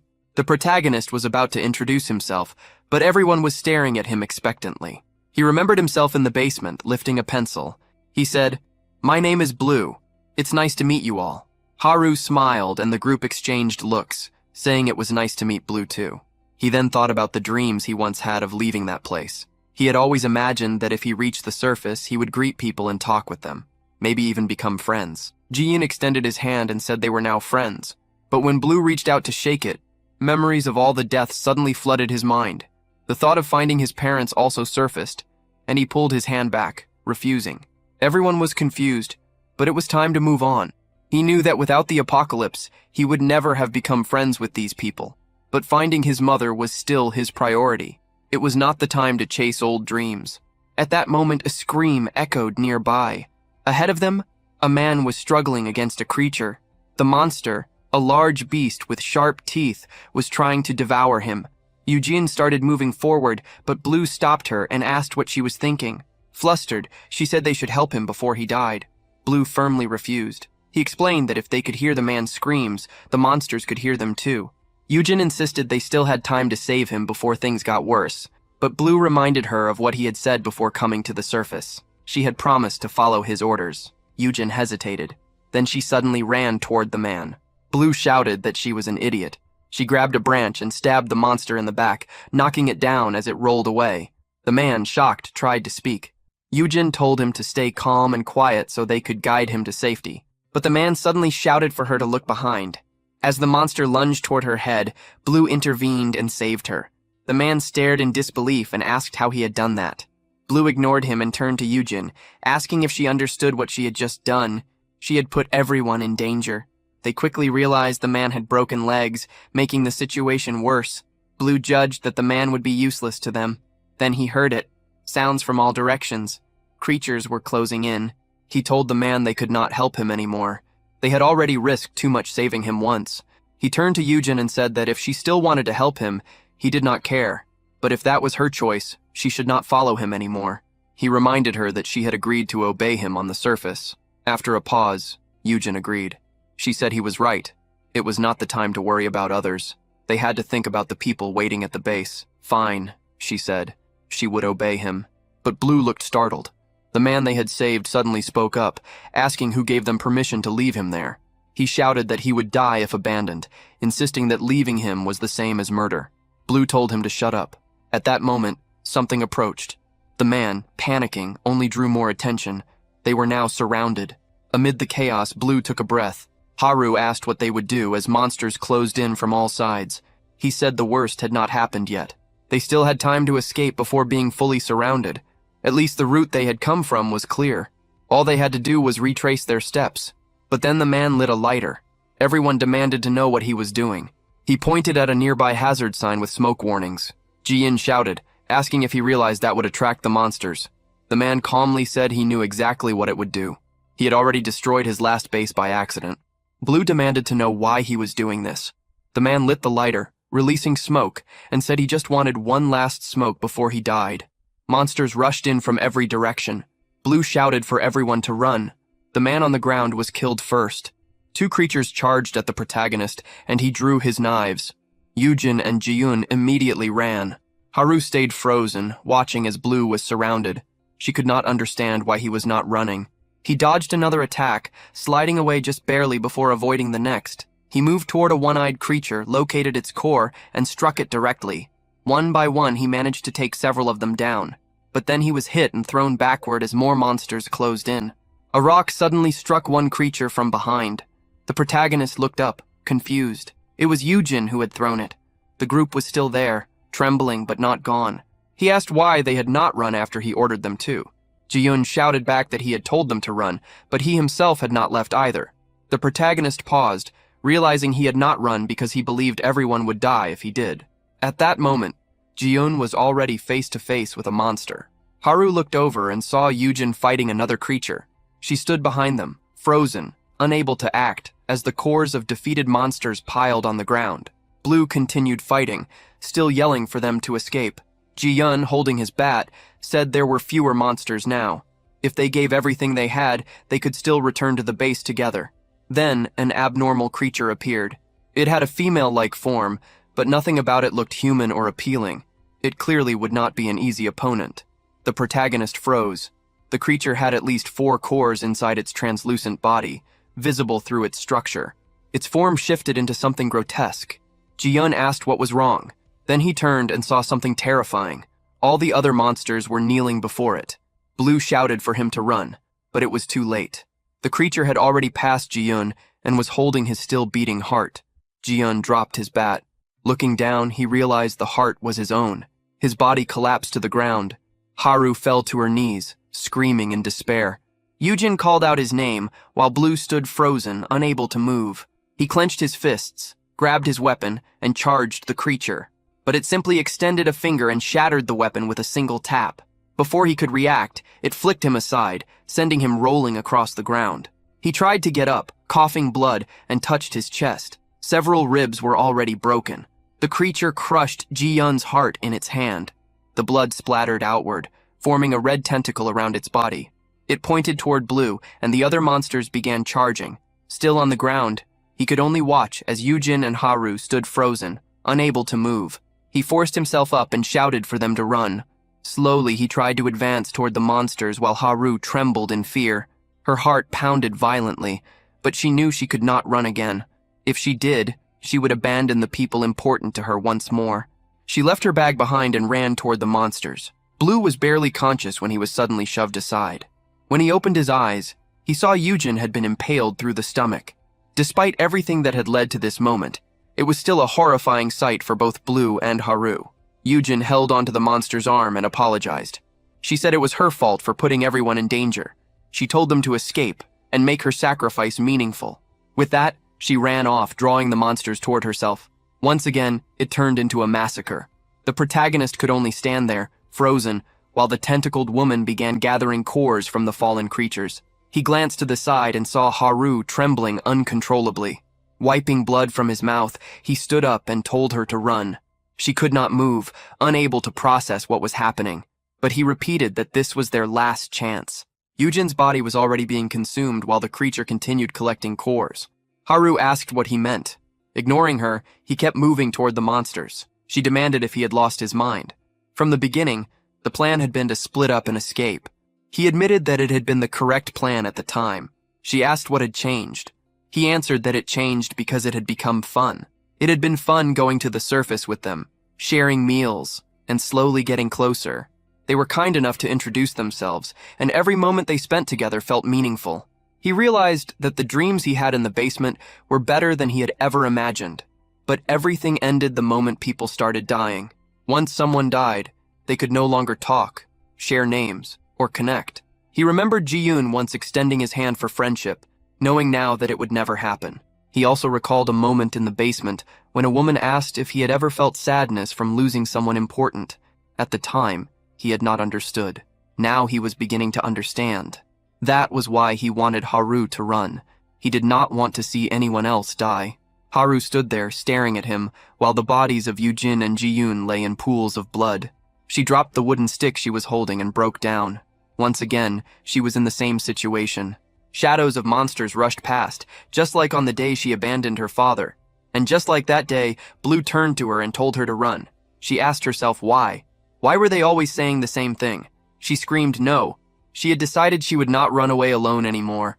She did not want to live forever haunted by that moment, the moment she abandoned her father. She was terrified even thinking about the way he had looked at her. Her father had been the only one who truly understood her, telling her it was okay to be a coward and that it was not her fault. But she still abandoned him. That was why she was afraid. Haru was consumed by fear, terrified that her father might have hated her in his final moments. The protagonist laughed and said he knew it.